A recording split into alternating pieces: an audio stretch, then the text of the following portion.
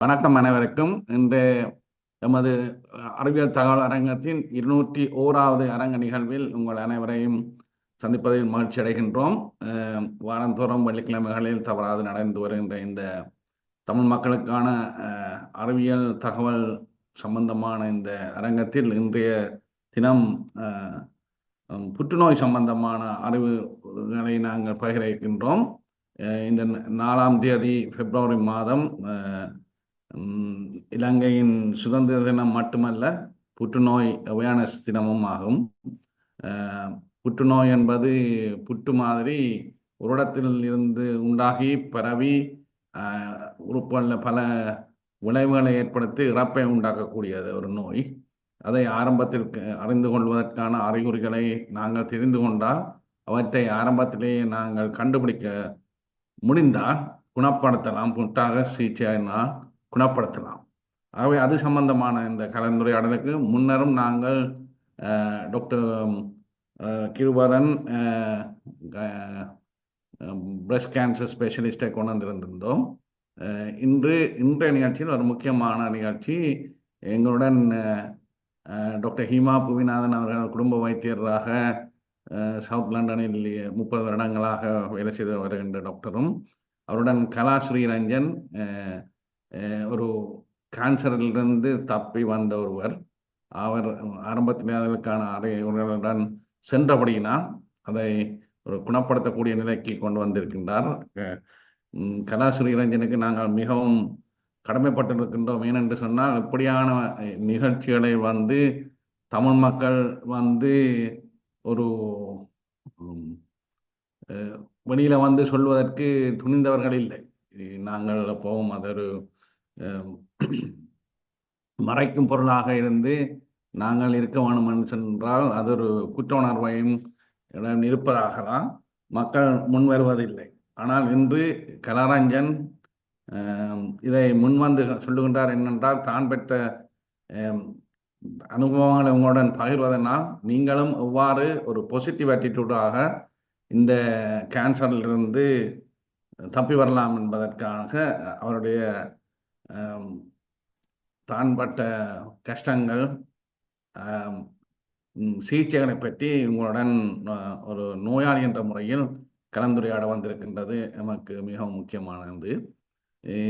அவர் உங்களை மாதிரி இப்படி கேன்சர்னால் அவதிப்படுபவர்களுக்கும் தான் உதவி செய்வதாகவும் எங்களுக்கு உறுதி தந்திருக்கின்றார். ஆகவே அப்படி தேவைப்படுபவர்கள், உங்கள் தனிப்பட்ட தேவைகள் இருந்தால் எங்களுடைய இந்த தமிழ் ஹெல்ப்லைன் இதில் உள்ள நம்பருடன் நீங்கள் தொடர்பு கொண்டால் நாங்கள் கலா ஸ்ரீரஞ்சனுடன் உங்களை தொடர்படுத்தலாம். அவர் இங்கு ஒரு ஆங்கில ஆசிரியையாக இங்கே பாடசாலைகளில் ஒரு ஆசிரியராக கடமையாற்றி வருகின்றார். ஆகவே நாங்கள் இருவரையும் வரவேற்றுக் கொண்டு நான் ஹிமா புவிநாதன் நான் இதை கையளிக்கின்றேன். கேன்சர் சம்பந்தமாக இவ்வாறு ஆரம்ப அறிகுறிகளை நாங்கள் கண்டுபிடிக்கலாம், கேன்சருக்கான காரணங்கள் என்பதை பற்றி, பொதுவான கேன்சர்களை பற்றி உங்கள் அபிப்பிராயத்தை சொல்லுங்கள். நன்றி புவி. புற்றுநோய் அல்லது கேன்சர் என்பது மிகவும் ஒரு முக்கியமான ஒரு டாபிக். நாங்கள் எல்லோருமே அறிந்திருக்க வேண்டியது உண்டு. அதுக்கு காரணம் என்னன்னு சொன்னால், வேர்ல்டிலேயே second leading cause for death, அதாவது முதலாவது கோஸ் நாங்கள் இறப்புக்கு காரணமாக இருப்பது கார்டியோவாஸ்குலர் டிசீஸ், அதாவது ஹார்ட் டிசீஸ் சொல்கின்றோம். ரெண்டாவது second leading cause of death world wide பார்த்தீங்கன்னா அது கேன்சர் அல்லது புற்றுநோய். இப்போ ஒரு வருஷத்துல இந்த வேர்ல்ட் வைடா 9 மில்லியன் பீப்புள் ஒரு வருஷத்துக்கு இறக்குறார். அப்படின்னு சொல்லிக்க 1 in 3 people, நாங்கள் ஒரு 3 பேர் எடுத்தோம்னா 3 பேரில் ஒருவருக்கு எங்களோட லைஃப் டைம்ல கேன்சர் வருவதற்கான சந்தர்ப்பம் உண்டு. 1 in 3 தான் யோசிச்சு பாருங்க. நாங்கள் 3 பேர்ல ஒரு ஆளுக்கு வரும் என்று சொன்னால் அதை நாங்கள் அறிந்திருக்க வேண்டியது முக்கியம். அதை விட இந்த கேன்சர் ப்ரிவென்ஷன், அதாவது அதை தடுக்கலாம், அதை ஏர்லி டிடெக்ஷன்ன்றது, அதை ஏர்லியாவே கண்டுபிடிப்பதனால, அதற்கான ட்ரீட்மெண்ட் ஏர்லியா எடுப்பதனால இறப்புகளை தவிர்க்கலாம், எங்களோட வாழ்க்கையை எங்களோட வாழ்நாளை நீடிக்கலாம். ஆனபடியா இந்த ப்ரிவென்ஷன், ஏர்லி டிடெக்ஷன் ப்ரிவென்ஷன்ன்றதை பற்றி, முக்கியமானதை பற்றி மட்டும்தான் நான் இங்கே உங்களோட கதைக்க இருக்கிறேன். அதுக்கு முன்னே நான் இந்த பாப்போ இந்த ப்ரெசன்ட் ஷேர் பண்ணேன். அது எனக்கு கதைக்க ஈஸியாக இருக்கும்.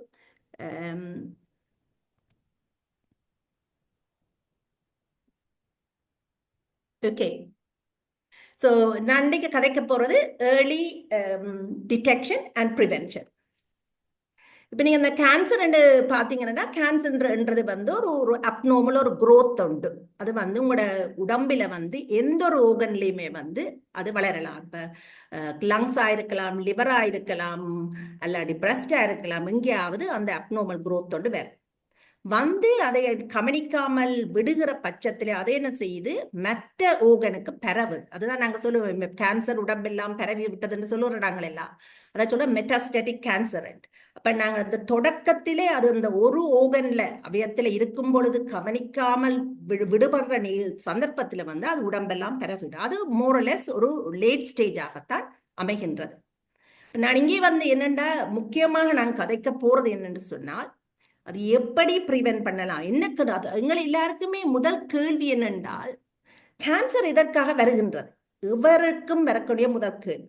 ஆனா 100% எங்களுக்கு கேன்சர் எப்படி வருதுன்னு தெரியாட்டிலும் அதுக்கு வந்து ஒரு ஃபேமிலி ஹிஸ்டரி, ஒரு ஜெனட்டிக் வந்து கண்ட்ரிபியூஷன் இருக்கு. அதை விட என்வைரன்மெண்டல் ஃபேக்டர்ஸ், அதாவது எங்களோட லைஃப் ஸ்டைல் சாய்ஸஸ் வந்து இந்த கேன்சருக்கு கண்ட்ரிபியூட் பண்ணுறோம். இப்போ நாங்கள் பார்க்க போகிறது வந்து என்ன ரிஸ்க் ஃபேக்டர், கேன்சருக்கு என்ன ரிஸ்க் ஃபேக்டர்ஸ், அது எப்படி ப்ரிவென்ட் பண்ணலாம், ஏர்லியாக ட்ரீட்மெண்ட் எடுக்கிறதால வந்து இது வெரி இம்பார்ட்டன்ட்.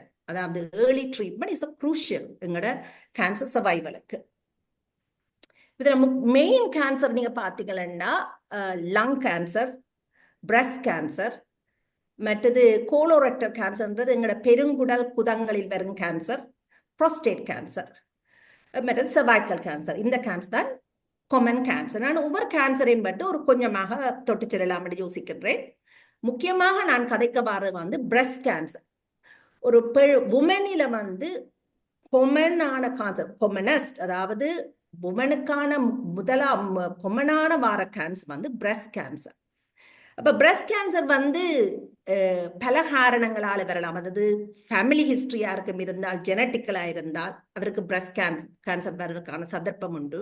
எங்களுக்கு வயது போக முக்கியமாக பிரஸ்ட் கேன்சர் கூடுதலாக வாரது 50 வயது தாண்டும் நேரங்களில் தான் கூட பிரஸ்ட் கேன்சர் வருகிறது. நீங்கள் அந்த நாங்கள் மெனப்போஸை அடைக்க எங்களுக்கு HRT தருவார்கள். அந்த ஹோமோன்களை வந்து நாங்கள் லாங் டேர்மில் எடுக்கும் போதும் அதுவும் ஒரு கண்ட்ரிபியூட்டிங் ஃபேக்டராக அமைகிறது. அதை விட எங்களோட லைஃப் ஸ்டைல்ஸ், ஸ்மோக்கிங், ஆல்கஹால், நாங்கள் வெரி ஒபீஸாக இருக்கிறது, அதெல்லாம் ஃபேக்டர்ஸும் வந்து எங்களோட பிரஸ்ட் கேன்சருக்கான ரிஸ்க் ஃபேக்டராக அமைகின்றது. இந்த ஃபேக்டர்களை தான் நாங்கள் மெயினாக பார்க்க போகிறோம். இப்போ இந்த ஃபேமிலி ஹிஸ்ட்ரியில் வாரது, இந்த ஜெனட்டிக்கலாக பாஸ் பண்ணுறதை நாங்கள் ஒன்றும் செய்யலாம். ஆனால் இந்த கண்ட்ரிபியூட்டிங் ரிஸ்க் ஃபேக்டர்ஸ் இருக்கிறது இல்லாத அதை பற்றி தான் நாங்கள் முக்கியமாக பார்க்க போகின்றோம் இங்கே. இப்போ ஒருத்தருக்கு வந்து பிரஸ்ட் கேன்சர் வருகுதுன்னு சொன்னால், பிரஸ்ட் கேன்சர் வந்து உமன்ல தான் காமன், ஆனால் மென்னிலும் வரலாம்.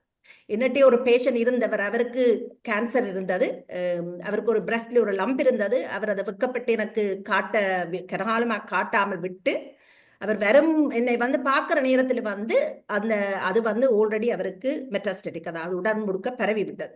ஆகவே மென் கூட உங்களுக்கு ஒரு பிரஸ்டில் லம்ப் இருக்கும் என்றால் நீங்கள் கட்டாயம் உங்களோட வைத்தியரை நாட வேண்டும். இப்போ சிம்டங்கள் என்ன வரலாம் என்றால், உங்களோட பிரஸ்டில் ஒரு லம்ப் இருக்கலாம், மற்றது உங்களோட நிப்பிள்களால் ஒரு டிஸ்சார்ஜ் வரலாம், ஒரு பிளட் வரலாம், எந்த ஒரு டிஸ்சார்ஜாகவும் இருக்கலாம். உங்களோட ஆம்பிட்டுக்குள்ள ஒரு லம்ப்ஸ் இருக்கலாம். உங்களோட பிரஸ்ட்டை பார்த்தீங்களா, அந்த டிம்பிள் மாதிரி பியோடி ஆரஞ்சு, அந்த ஒரேஞ்சில் லிட்டில் இந்த டாட்ஸாக இருக்கிற மாதிரி அந்த ஸ்கின்னில் இருக்கலாம். ஒரு பிரஸ்ட்டில் வந்து ஒரு ரெட்டாக இருந்து பெயினாக இருந்து, அந்த உங்கள் நிப்பிள் வந்து உள்ளுக்கிழுபன் எந்த ஒரு சேஞ்ச் உங்கள் பிரஸ்ட்டில் இருந்தாலும் வந்து நீங்கள் டாக்டர்கிட்ட நாட வேண்டும். இது வெரி இம்பார்ட்டன்ட். என்னென்றால் சூன் நீங்கள் அந்த ஒரு சேஞ்சஸை கண்ட உடனே நீங்கள் டாக்டர்கிட்ட போடுங்க. காரணம் என்ன சொல்றேன்னு சொன்னால், இந்த கேன்சரை பொறுத்தவரையில் ஒவ்வொரு நாளும் வந்து எங்களுக்கு இம்பார்ட்டன்ட். ஒவ்வொரு டேயும் நீங்க டிலே பண்றது வந்து உங்களுக்கு அது சரியில்லை. ஆனப்படியா நீங்கள் எப்ப உங்களோட பிரஸ்ட்ல எந்த சேஞ்சஸ் பாக்குறீங்களோ உடனே நீங்கள் டாக்டர்கிட்ட போங்க. இப்ப இங்க நீங்கள் என்னட்ட வந்தீங்கன்னா ஒரு லம்ப் இருக்குது, நான் எக்ஸாமின் பண்ணிட்டு உடனே உங்களுக்கு ஒரு கேன்சராக இருக்குமெண்டு அல்லது ஒரு கொஞ்சம் ஒரு 1% எனக்கு ஒரு டவுட் இருந்தா கூட நான் உங்களை 2 weeks ரூல் என்ற ஒரு ட்ரக்கு கூடாக உடனடியா ஃபாஸ்ட் ட்ரக்ல உங்களை நான் பிரஸ்ட் கிளினிக்கு அனுப்புவேன். அங்க நீங்க போன உடனே உங்களுக்கு அவர் உடனேயே மெமோகிராம் செய்து உங்களுக்கு அல்ட்ராசவுண்ட் செய்து பயாப்சி செய்து உடனடியாகவே டிலே இல்லாம உங்களுக்கு ட்ரீட்மெண்ட்டை அவர்கள் தொடங்கும். இப்போ இது இம்பார்ட்டன்ட். நீங்க என்னன்னு சொன்னால் நீங்கள் பிரஸ்டில் எந்த ஒரு சேஞ்சஸ் வந்த ஆணாக இருந்தாங்க பெண்ணாக இருந்தாங்க நீங்கள் உடனடியாக உங்கள் டாக்டர்களை நாடுவது வெரி இம்பார்ட்டன்ட்.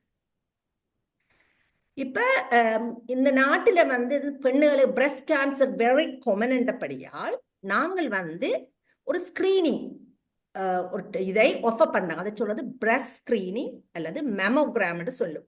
அது வந்து நாங்கள் 50 வயதை தாண்டும் பொழுது மட்டும்தான், 50 வயதில் இருந்தவருக்கு மட்டும்தான் இன்விடேஷன் அனுப்புகின்றோம். அதாவது 50 வயதிலிருந்து 70-71 வயது வரைக்கும் அந்த பிரஸ்ட் ஸ்கிரீனிங் டெஸ்ட் ஆஃபர் பண்றார்கள் இந்த நாட்டில் எவ்ரி 3 years. அப்ப உங்களுக்கு இன்விடேஷன் வந்து நீங்கள் 50 தாண்டும் போது 50க்கும் 53 வயதுக்கும் இடையிலே உங்களுக்கு முதல் இன்விடேஷன் வரலாம். இந்த இன்விடேஷன் உங்களுக்கு வந்து வந்தால் தயவு செய்து உடனடியாகவே அப்பாயின்மெண்ட்டை புக் பண்ணி பிரஸ்ட் ஸ்கிரீனிங்க்கு போங்க. த மெமோகிராம் இஸ் வெரி இம்பார்ட்டன்ட். மெமோகிராம்ல வந்து பிரஸ்ட் கேன்சரை ஏர்லியா டிடெக்ட் பண்ணலாம்.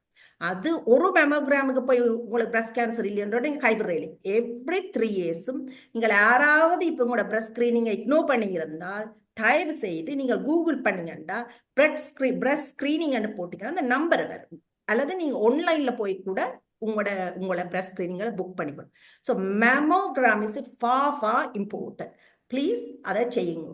அதை விட நாங்கள் வந்து செல்ஃப் எக்ஸாமினேஷன் சொல்றோம். அதாவது நாங்கள் எங்கட 50 வயதுக்கு குறைச்சவைக்கெல்லாம் மெமோகிராம் இல்லை என்ன. இப்ப நாங்கள் எல்லா பொம்பளைகளுக்குமே எல்லாருக்குமே ஈவன் ஆம்பளைகளா இருக்கணும் செல்ஃப் எக்ஸாம், அதாவது உங்களோட பொடியை நீங்கள் எக்ஸாமின் பண்ணணும். அதாவது உங்களோட பிரஸ்ட்டை நீங்க எக்ஸாமின் பண்ணி பார்த்தீங்கன்னா உங்களோட நார்மல் பிரஸ்ட் டிஷ்யூவை உங்களுக்கு ஃபீல் பண்ணக்கூடியதா இருக்கும். இதுதான் என்னோட லம்ப். அது கொஞ்சம் ஹார்டா இருக்கலாம், சாஃப்டா இருக்கலாம், அது பரவாயில்லை. ஆனால் நீங்கள் ஒரு ரெகுலரா உங்களோட பிரஸ்ட் எக்ஸாமின் பண்ணி வரும் பொழுது இடையில நீங்கள் ஒரு ஏதாவது ஒரு தட்டுப்பட்டாலாவது இது இல்லையே எனக்கு இது முந்தி இப்படி ஒரு ஃபீலிங் இருக்கீங்களே, இது என்ன இப்போ ஹார்டா இருக்குது, அப்படி நீங்கள் உடனே அப்படி வந்தவுடன் டக்குன்னு நீங்க டாக்டர்கிட்ட போகலாம். அப்படி எனக்கு எத்தனையோ பேஷண்ட் பாருங்க. இப்போ self examination is very important. இந்த செல்ஃப் எக்ஸாமினேஷன் வந்து நான் இதுல உங்களுக்கு வீடியோவில் காட்டுறதுக்கு எனக்கு டைமுக்கு ரெஸ்ட்ரிக்ஷன் இருந்தபடியா நீங்கள் ஓடி போய் கூகுளில் போய் செல்ஃப் பிரஸ்ட் எக்ஸாமினேஷன் போட்டீங்கன்னா நல்ல வீடியோ எல்லாம் இருக்கணும். அதை பார்த்து நீங்க லேர்ன் பண்ணலாம். அல்லாட்டி நீங்க உங்களோட சர்ஜரியில போய் உங்களோட நர்ஸ்கிட்ட கதைச்சிங்கன்னா எனக்கு பிரஸ்ட் எக்ஸாமினேஷன் எப்படி செய்வதுன்னு சொல்ல தெரிச்சுன்னா உங்களுக்கு சொல்லுது. ப்ளீஸ் எவ்ரி ஒன் அந்த பிரஸ்ட் எக்ஸாமினேஷனை நீங்கள் செய்து கொள்ளுங்க. அது வந்து வெரி வெரி இம்பார்ட்டன்ட். எனக்கு எத்தனையோ பேஷண்ட்கள் செல்ஃப் பிரஸ்ட் எக்ஸாமினேஷன் செய்து என்னட்ட வந்திருக்கிறாரு. மற்றது இதுல உங்களுக்கு அந்த ஃபேமிலி ஹிஸ்டரி, அது ஃபேமிலி ஹிஸ்டரி ஆக்கள் என்ன இம்பார்ட்டன்டா இருக்கும். இப்ப உங்களோட அம்மாவுக்கு அல்லது உங்களோட சிப்ளிங்ஸுக்கு யாருக்கும் பிரஸ்ட் கேன்சர் இருந்தா நீங்க வெரி கேர்ஃபுல்லா இருக்கணும். நீங்கள் உங்களுக்கு பிரஸ்ட் எக்ஸாமினேஷன் செய்ய தெரியாட்டில் நீங்க ரெகுலரா உங்களோட நர்ஸ்கிட்ட போனா கூட உங்களுக்கு அந்த பிரஸ்ட் எக்ஸாமினேஷன் அவர்கள் ஆஃபர் பண்ணுவாங்க. இதுல இந்த அடுத்ததாக அந்த என்வரான்மெண்டல் ஃபேக்டர்ஸ் என்று சொன்னேனே, அப்போ அதாவது எங்களோட சாய்ஸ் ஹெல்த்தி என்வரான்மெண்டல் எங்களோட ஹெல்த்தி லைஃப் ஸ்டைலை சொன்னோம்னா இது இம்பார்ட்டன்ட். ஆல்கஹால், ஸ்மோக்கிங், கூட வெயிட் கூடவா இருக்கிறதெல்லாம் வந்து பிரஸ்ட் கேன்சருக்கு கண்ட்ரிபியூட் பண்ணலாம். ஹெல்த்தியா சாப்பிட்றது, ரெகுலரா எக்ஸசைஸ் செய்யறது, இது எல்லாம் வந்து ஒரு ப்ரிவென்டிவ் மெஷராக அமைகின்றது. அடுத்ததாக நான் கதைக்க போறது வந்து லங் கேன்சரை பற்றி. அந்த லங் கேன்சர் தான் one of the common cancer, commonest cancer இந்த வேர்ல்ட் வைடுன்னு சொல்லலாம். அன்ஃபார்ச்சுனேட்லி இந்த லங் கேன்சர் வந்து லேட் ஸ்டேஜில் தான் கண்டுபிடிக்கப்படுகின்றது. இதுல முக்கிய காரணம் மோஸ்ட் அது இம்பார்ட்டன்ட் காரணம் வந்து ஸ்மோக்கிங் தான் காரணம். நீங்க ஆக்டிவ் ஸ்மோக்கரா இருக்கலாம், அல்லாட்டி நீங்கள் பாசிவ் ஸ்மோக்கரா, மற்ற வீட்டில் இருக்கிற உங்களோட பார்ட்னர் யாரும் ஸ்மோக் பண்றதா நீங்கள் இன்ஹேல் பண்றதா இருக்கலாம், இல்லை பப்பில் வேலை செய்ய ரெஸ்டாரண்ட்ல பப்பில் வேலை செய்யறதா இருக்கலாம். அந்த ஸ்மோக்கிங் தான் நீங்க மெயின் ஃபேக்டர் வந்து இந்த லங் கேன்சருக்கு. அதை விட நீங்கள் ஒரு கெமிக்கல் ஃபேக்டரியில் வேலை செய்திருந்தால் அல்லாட்டி அஸ்பெஸ்டஸ் அதுகளில் டீல் பண்ணியிருந்தாலும் வந்து அதுவும் ஒரு கண்ட்ரிபியூட்டிங் ஃபேக்டராகத்தான் இருக்கிறது. ஜெனட்டிக் கூட இங்கே கண்ட்ரிபியூட் பண்ணப்படுகிறதாக கூறப்படுகின்றது. உங்களுக்கு ஏதாவது லங் டிசீசஸ் இருந்தால், இப்போ ப்ராங்கைட்டிஸ் அப்படி உங்களுக்கு முன்பு இருந்திருந்தால் அது கூட இல்லை முன்பு அல்லது ப்ராங்கைட்டிஸ் உங்களுக்கு இருந்தால் அது கூட பிரஸ்ட் கேன்சரை கண்ட்ரிபியூட் பண்ண. ப்ராங்கைட்டிஸ் இந்த குரோனிக் லங் கண்டிஷனுக்குமே முக்கிய காரணம் இந்த ஸ்மோக்கிங் தான். அப்போ அந்த ஸ்மோக்கிங்கை நிப்பாட்டுறது தான் நீங்கள் லங் கேன்சர் வராமல் தடுப்பதுக்கான main thing, only thing and most important thing and நான் இங்கே குறிப்பிடுறேன். இப்போ உங்களுக்கு வந்து இப்போ எங்களுக்கு எல்லாரும் இந்த இம்பார்ட்டன்ட் சிம்டம் இங்கே என்னவெண்டா, எங்களுக்கு எல்லாரும் கொஃப், நாங்கள் இந்த வைரல் ஃப்ளூ அதெல்லாம் கொஃப் பண்ணிக்கொண்டே இருக்கிறோம்.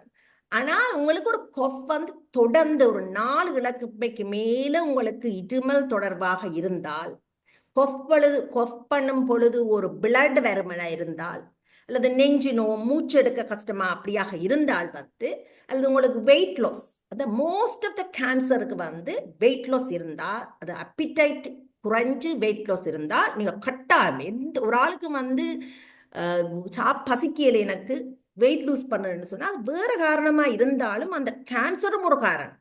அப்படியும் உங்களுக்கு இருக்குமாக இருந்தால் நீங்கள் கட்டாயம் ஜிபியிடம் உங்களோட குடும்ப வைத்தியரிடம் போக வேண்டும். ஸோ இப்படியான ஒரு சிம்டங்கள் உங்களுக்கு இருக்குமாக இருந்தால் நீங்கள் ஜிபியிடம் உங்களோட குடும்ப வைத்தியரிடம் அப்பாயின்மெண்ட் வச்சு போங்கோ. அவர்கள் உங்களுக்கு வந்து செஸ்ட் எக்ஸ்ரே அதில் எடுத்து பார்த்து உங்களுக்கு ஏதாவது வித்தியாசமாக இருந்தால் அவர் உங்களை வந்து நான் சொன்ன மாதிரி நாங்கள் ஃபாஸ்ட் ட்ராக்ல வந்து உங்களது அப்ரோப்ரியேட் கிளினிக்களுக்கு அனுப்பி வைப்போம். நான் முதலே சொன்னது போல த இம்பார்ட்டன்ட் திங்ஸ் வந்து ஸ்டாப் ஸ்மோக்கிங். ஓகே, நீங்க இப்ப ஸ்மோக் பண்ணிக்கணும். நான் எத்தனையோ விடம் கதை கேட்க சொல்லணும், இவ்வளவு காலம் ஸ்மோக் பண்ணிடா, இனி என்னக்கா கொஞ்ச நாளைக்கு ஸ்மோக் பண்றாங்க. அப்படி இல்லை, நீங்க இன்றைக்கு ஸ்மோக்கிங்கை நிப்பாட்டினா கூட நீங்களோட ஹெல்த்துக்கு உதவுறீங்க. ஆனபடியால் வந்து ஆறாவது நீங்க ஸ்மோக் பண்றதா இருந்தாலும் ப்ளீஸ் இந்த சீரியஸா எடுத்து வந்து இந்த கில்லர், இந்த லங்ஸ் டிசீஸ் கில்லர் அதில் இருந்து தவிர்க்கணும்டா இந்த ஸ்மோக்கிங்கை வந்து. அதுக்கு வந்து எங்களோட கிளினிக்ல சர்ஜரியில் நாங்கள் ஸ்டாப் ஸ்மோக்கிங் கிளினிக் நடத்துகிறோம். இதில் கம்யூனிட்டியில் எத்திரோம் ஸ்டாப் ஸ்மோக்கிங் கிளினிக் இருக்கின்றது. ஃபார்மசியில் இந்த கிளினிக் எங்களுக்கு இன்னஃப் ஹெல்ப் எங்களை ரவுண்டாக இருக்குது. அதுக்கு ஒரு எக்ஸ்கியூஸ் இல்லை. ஆனபடியால் ப்ளீஸ் நீங்கள் வந்து ஸ்மோக்கராக இருந்தால் ஹெல்ப்பை கேட்டு எடுத்துக்கொள்ளுங்க. அடுத்ததாக நாங்கள் கதைக்கிற கேன்சர் வந்து கோலோரெக்டல் கேன்சர்னு சொல்லுவோம். நான் இந்த லங் கேன்சர்ல ஒன்று சொல்ல மறந்து விட்டேன். லங் கேன்சருக்கு ஸ்கிரீனிங் டெஸ்ட் இல்லை, ஆனால் நீங்கள் ஒரு ரூட்டீனா எல்லாருக்கும் நாங்கள் ஸ்கிரீனிங் டெஸ்ட் கொடுக்குறீல. ஆனால் இப்போ நீங்கள் ஒரு ஸ்மோக்கராக இருந்தால் வந்து நாங்கள் லங்ஸ் ஹெல்த் ஸ்கிரீனிங் ஒன்று செய்கின்றோம். ஆனப்படியாக நீங்கள் இப்போ ஸ்மோக்கராக இருந்தால் நீங்கள் ஜிபியோட புக் பண்ணி சொல்லுங்க, நான் இந்த லங் ஹெல்த் ஸ்கிரீனிங் செய்ய போறேன்னு சொல்லுங்க, உங்களுக்கு ஒரு அப்பாயின்மெண்ட் தருவேன். மற்றது வந்து இந்த கோலோரெக்டல் கேன்சர் என்று சொல்றது உங்களோட பெருங்குடலிலும் குதத்திலும் வாராது சொல்றது கோலோரெக்டல் கேன்சர். அதுக்கு வந்து ரிஸ்க் ஃபேக்டர்ஸ் பார்த்தீங்கன்னு சொன்னா ஓவர் 50 இயர்ஸ் கூட வந்து 50 வயதுக்கு மேற்பட்டுக்கு தான் அது வருகின்றது. நாங்கள் வந்து இந்த ரெட் மீட் அதுகள் சாப்பிட்றது, ஃபைபர்கள் குறைவாக சாப்பிட்றது, அதுகள் எல்லாம் வந்து ஒரு கண்ட்ரிபியூட்டிங் ஃபேக்டரா இந்த கோலோரெக்டல் கேன்சருக்கு வருகின்றது. அப்படியே அவங்களோட சாப்பாட்டில் வந்து ரெட் மீட்டுகளை குறைச்சி கூட ஃபைபர்ஸ், வெஜிடபிள், ஃப்ரூட்ஸ் அதில் சாப்பிட்றாலே உங்களுக்கு நீங்கள் ஹெல்ப் பண்ணுறீங்க. அடுத்ததாக இந்த ஸ்மோக்கிங், ஆல்கஹால் வந்து இந்த கோலோரெக்டல் கேன்சருக்கு வந்து கண்ட்ரிபியூட் பண்ணுறது. ஃபிசிக்கல் ஆக்டிவ் இல்லாத ஓவர் வெயிட், இதெல்லாம் வந்து கண்ட்ரிபியூட். இப்போ நாங்கள் திரும்பி பார்த்தால் இது எல்லாமே வந்து smoking, alcohol, unhealthy diet, over weight, lack of physical activity எல்லாமே வந்து எல்லா கேன்சருக்கும் கண்ட்ரிபியூட் பண்ணுது. நான் இப்போ ஒன்னோட சொல்லிக்க அனுப்படியா அதுகளில் நாங்கள் கவனம் செலுத்தும் பொழுது நாங்கள் ஓவரோலா இந்த கேன்சர் வர்றதை வந்து நாங்கள் இந்த ரிஸ்க் ஃபேக்டரை வந்து குறைக்கக்கூடியதாக இருக்கின்றது. சில நேரங்கள் கேள்வி எனக்கு தெரியாது, உங்களுக்கு இன்ஃப்ளமேட்டரி பவல் டிசீஸ் என்னன்னு தெரியுமென்று சில குரோன்ஸ் அல்சரேட்டிவ் கோலைட்டிஸ் சொல்வார்கள். அந்த வருத்தம் இருக்கிறவர்களுக்கும் வந்து அந்த இன்ஃப்ளமேஷன் உங்களோட குடல்களில் வந்து இன்ஃப்ளமேஷன் இருக்கிற வந்து இந்த கேன்சர் வருவதற்கான ரிஸ்பெக்ட், அவர்களுக்கு வந்து கேன்சர் வர சான்சஸ் கூட இருக்கு. அப்படியான ஆட்களுக்கு வந்து ஹாஸ்பிட்டலில் ரெகுலரா அந்த கோலனஸ்கோபி என்று சொல்லி கேமராவை பேக் பேசேஜஸ்கால விட்டு செக் பண்ணி அவர் ரெகுலர் ஃபாலோ அப் எடுப்பதால வந்து அவர்களுக்கு அந்த ரிஸ்க் ஃபேக்டர் குறைவாக இருக்கின்றது. மற்றது இந்த ஃபேமிலியல் பொலிப்போசிஸ் என்ற ஒரு கேள்விப்பட்டிருக்கிறீர்கள் நீங்கள். இந்த சில ஃபேமிலியில வந்து குடல்ல சின்ன சின்ன பொலிப் மாதிரி இருக்கு. அது வந்து கவனிக்காம விட்டா அதுவும் ஒரு கேன்சராக மாறும். இப்போ உங்களோட குடும்பத்துல யாருக்கு ஒரு ஆளு குடலில் பொலிப்பு இருந்தது என்று சொன்னீங்கன்னா நீங்கள் உங்களோட ஜிபிட்ட போய் சொல்லுங்க, என் பிரதருக்கோ சிஸ்டருக்கோ இப்படி பொலிப்பு இருந்ததாக அறிவேன், எனக்கு ஒரு அப்ப நாங்கள் உங்களை என்ன செய்வோம்னு சொன்னா கோலனஸ்கோபி அந்த கேமரா டெஸ்ட்டுக்கு அனுப்பி நாங்கள் உங்களுக்கு அந்த பொலிப்புகள் இருக்கலான்னு செக் பண்ணுவோம். அனுப்பிட்டு இப்படி ஏதாவது ஒரு ஃபேக்டர்ஸ் இருந்தால் உங்களோட ஃபேமிலியில ஒரு இன்ஃப்ளமேட்டரி பவல் டிசீஸ் அல்லது ஃபேமிலியில ஒரு கேன்சர் இருந்தா அல்லது ஒரு பொலிப்பு இருந்தா இப்படி ஜிபியோட கதைங்க. நாங்கள் அதுக்காக தானங்க இருக்கிறோம். பவல் கேன்சருக்கு வந்து ஸ்கிரீனிங் டெஸ்ட் இருக்கு. நான் சொன்ன மாதிரி பிரஸ்ட் கேன்சருக்கு ஸ்கிரீனிங் டெஸ்ட் ரெகுலரா இருப்பது போல இதுவும் வந்து எல்லோருக்கும் நாங்க கொடுக்குற ஒரு டெஸ்ட்.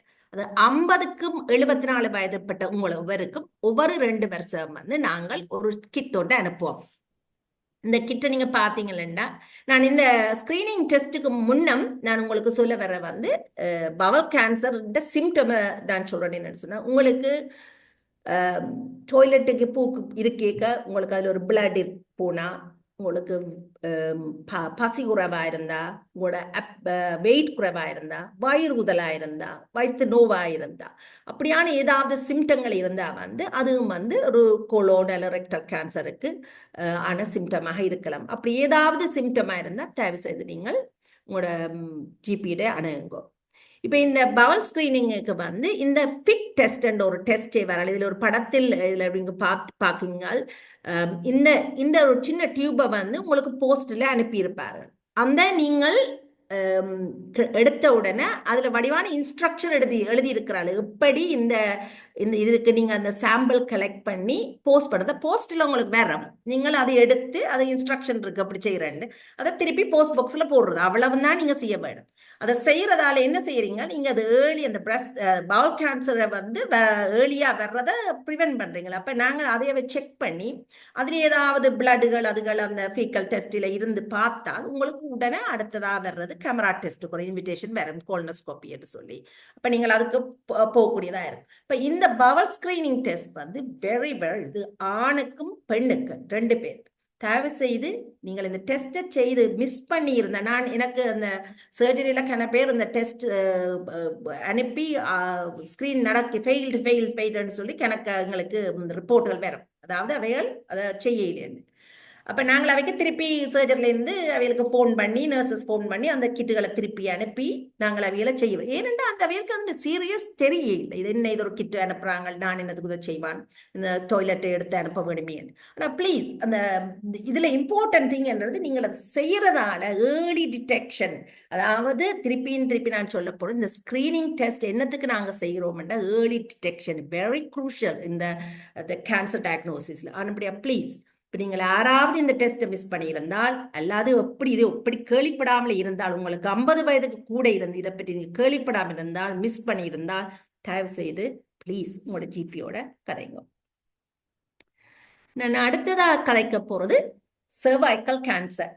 இந்த சர்வைக்கல் கேன்சர் என்றது பெண்களுக்கு வார அந்த பூமுக்கு கீழே வஜனாக்கு இடையில இருக்கிற அந்த சர்விக்ஸ்ல வாரதை சொல்ல சர்வைக்கல் கேன்சர் சொல்லுவோம்.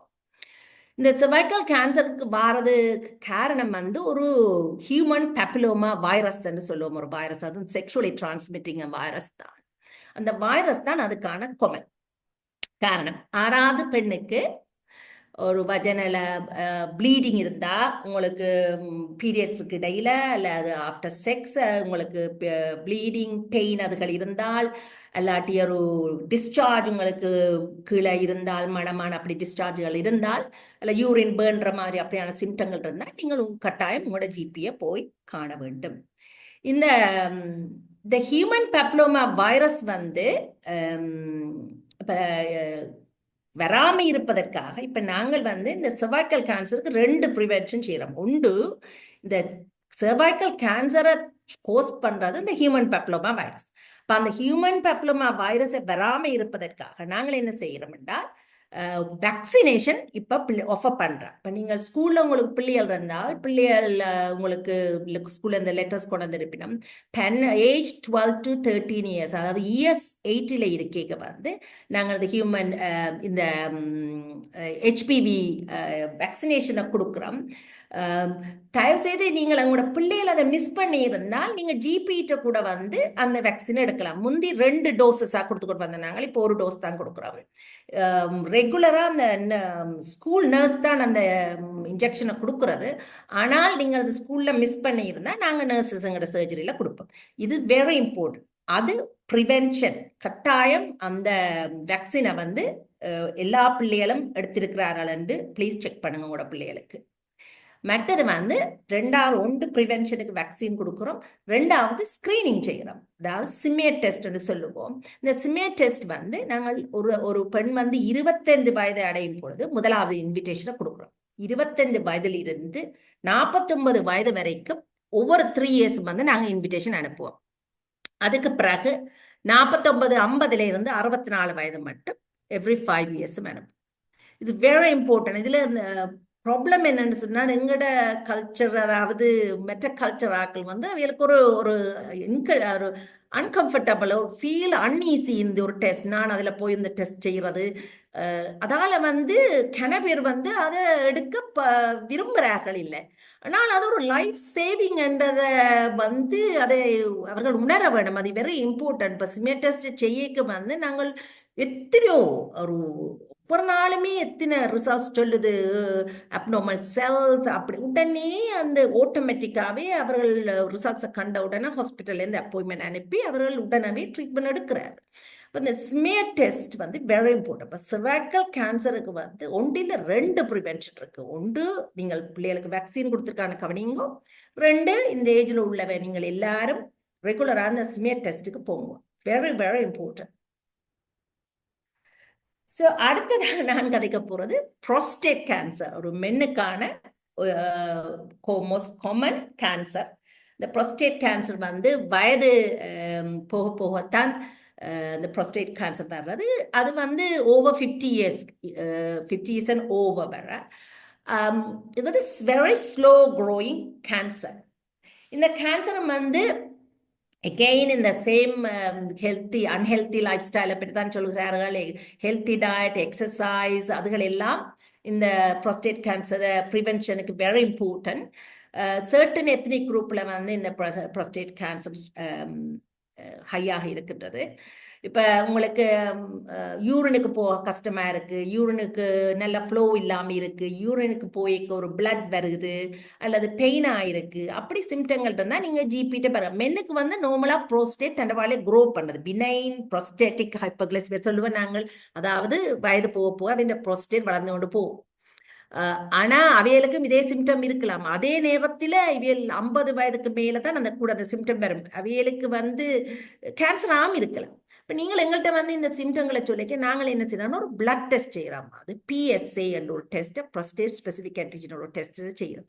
அது வந்து கேன்சருக்கான டெஸ்ட். அது வந்து கூடி இருந்தால் நாங்கள் உடனே என்ன செய்யறோம், உங்களை கேன்சர் பாத்வேயால உங்களை யூரோலஜி கிளினிக்கு அனுப்புறோம். அனுப்படியால் ப்ளீஸ் அந்த ப்ரோஸ்டேட் அன்ஃபார்ச்சுனேட்லி NHSல வந்து ஒரு ஸ்க்ரீனிங் டெஸ்ட் மென்னுக்கு ப்ரோஸ்டேட் கேன்சருக்குன்ற ஒரு டெஸ்ட் இல்லை. ஆனால் நீங்கள் ஒரு ஃபேமிலியில் ஒரு ஃபாதருக்கு ப்ரோஸ்டேட், ஒரு சிப்ளிங்ஸுக்கு ப்ரோஸ்டேட் கேன்சர் இருந்தால் நாங்கள் எந்த ஏஜில் வந்தாலுமே நாங்கள் உங்களுக்கு PSA டெஸ்ட்டுக்கு வந்து டெஸ்ட்டை செய்கிறோம். அதை விட நாங்கள் ஒரு சர்டன் ஏஜுக்கு கூடிய நாட்களுக்கு நார்மல் பிளட் டெஸ்ட் ப்ரோஸ்டேட் உங்களுக்கு நீங்கள் ஜிபிட்ட கேட்கலாம். இப்போ நீங்கள் ஒரு சர்டன் 50 வயதுக்கு மேற்பட்டவர்கள் நீங்கள் வேறொரு காரணத்துக்காக பிளட் டெஸ்ட் ஜிபிட்ட போய் செய்கிறீங்கன்னா ஜிபிட்ட கேளுங்க, எனக்கு ப்ரோஸ்டேட்டுக்கு செய்யுங்க. அப்போ நாங்கள் அதை வந்து உங்களுக்கு ஆஃபர் பண்ணலாம். ஸோ நான் இப்போ ஓவராலாக நான் காமன் கேன்சரை பற்றி உங்களுக்கு கொஞ்சம் கொஞ்சம் டச் பண்ணியிருக்கிறேன். இப்போ நீங்கள் ஓவராலாக பார்த்தீங்கன்னா இந்த ரிஸ்க் ஃபேக்டர்ஸ்ன்னு சொல்லிக்க வந்து smoking, alcohol, unhealthy diet, lack of exercise, இதெல்லாம் ஹெல்த்தி லைஃப் ஸ்டைலுக்கான இந்த அட்வைஸுகள் என்ன.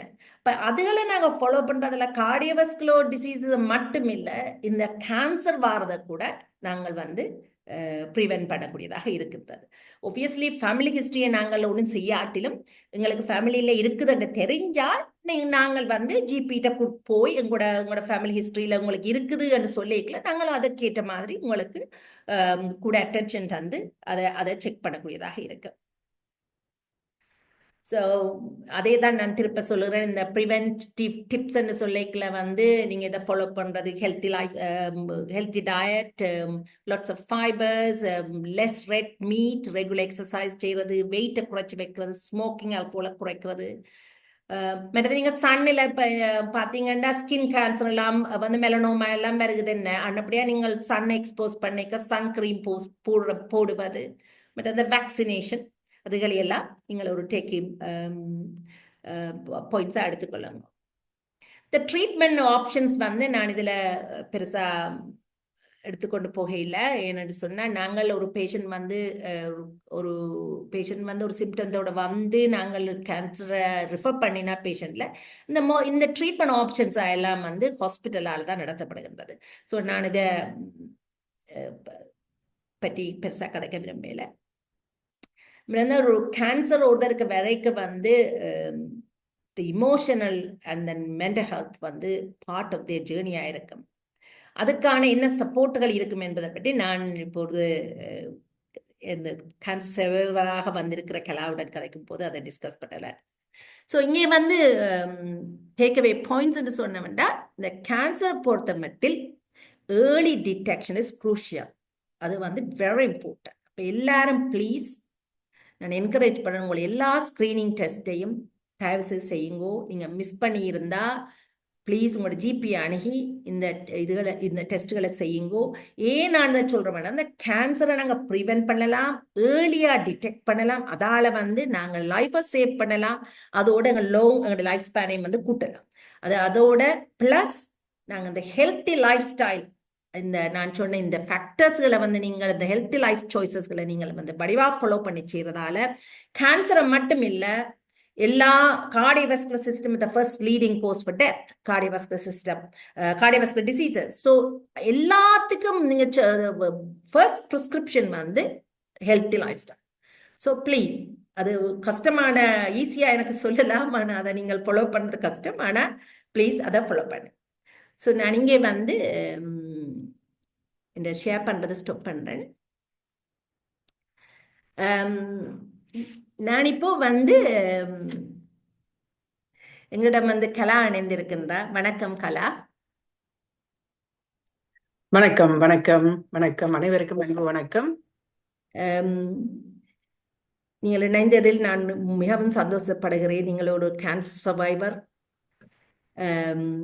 உங்கள் ஜேர்னியில் நீங்கள் அனுபவித்ததை எவ்வளவு அதை ஓவர் கம் பண்ணினீர்கள், அந்த எக்ஸ்பீரியன்ஸை வைத்து மற்றவர்களுடன் அதை பகிர்வது மட்டுமில்லாமல் உங்களுடைய அனுபவத்தை வைத்து இப்பொழுது கேன்சரால் சாவ் பண்ணுறவராக இருக்கட்டும், நான் ஒரு கேன்சர் கேரராக இருந்தவராக இருக்கட்டும், அவர்களுக்கு ஒரு அட்வைஸாக அவர்களுக்கு உதவ வேணும் என்ற ஒரு மனப்பாங்கில் முன்வந்து நீங்கள் கதைப்பதையிட்டு நான் மிகவும் மிகவும் பெருமை அடைகிறேன். என்னைக்கு கலாவை தெரிந்தவரையில் அவ ஒரு ஆக்டிவான ஒரு உமன், வெரி ஹெல்த்தி உமன். நான் எந்த ரிகலெக்ஷனின் படி ஒரு ஆக்டிவான ஹெல்த்தி உமன். பல பாட்டிகளில் அவன் கண்டிருக்கிற ஒரு எழுத்தாளர், பூங்கோதி என்று அழைப்பார்கள். அவர் வந்து அவர் ஒரு இந்த கேன்சர் ஜேர்னிக்கு பிறகு ஒரு புத்தகம் என்று எழுதியிருக்கிறார், the other side of the world. இதுதான் இந்த புத்தகம். உங்களுக்கு முழுதாக தெரிகிறதோ தெரியாது. இந்த புத்தகத்தை வந்து நான் முதல் பேச்சிலிருந்து கடைசி பேஜ் வரை வாசித்தேன்.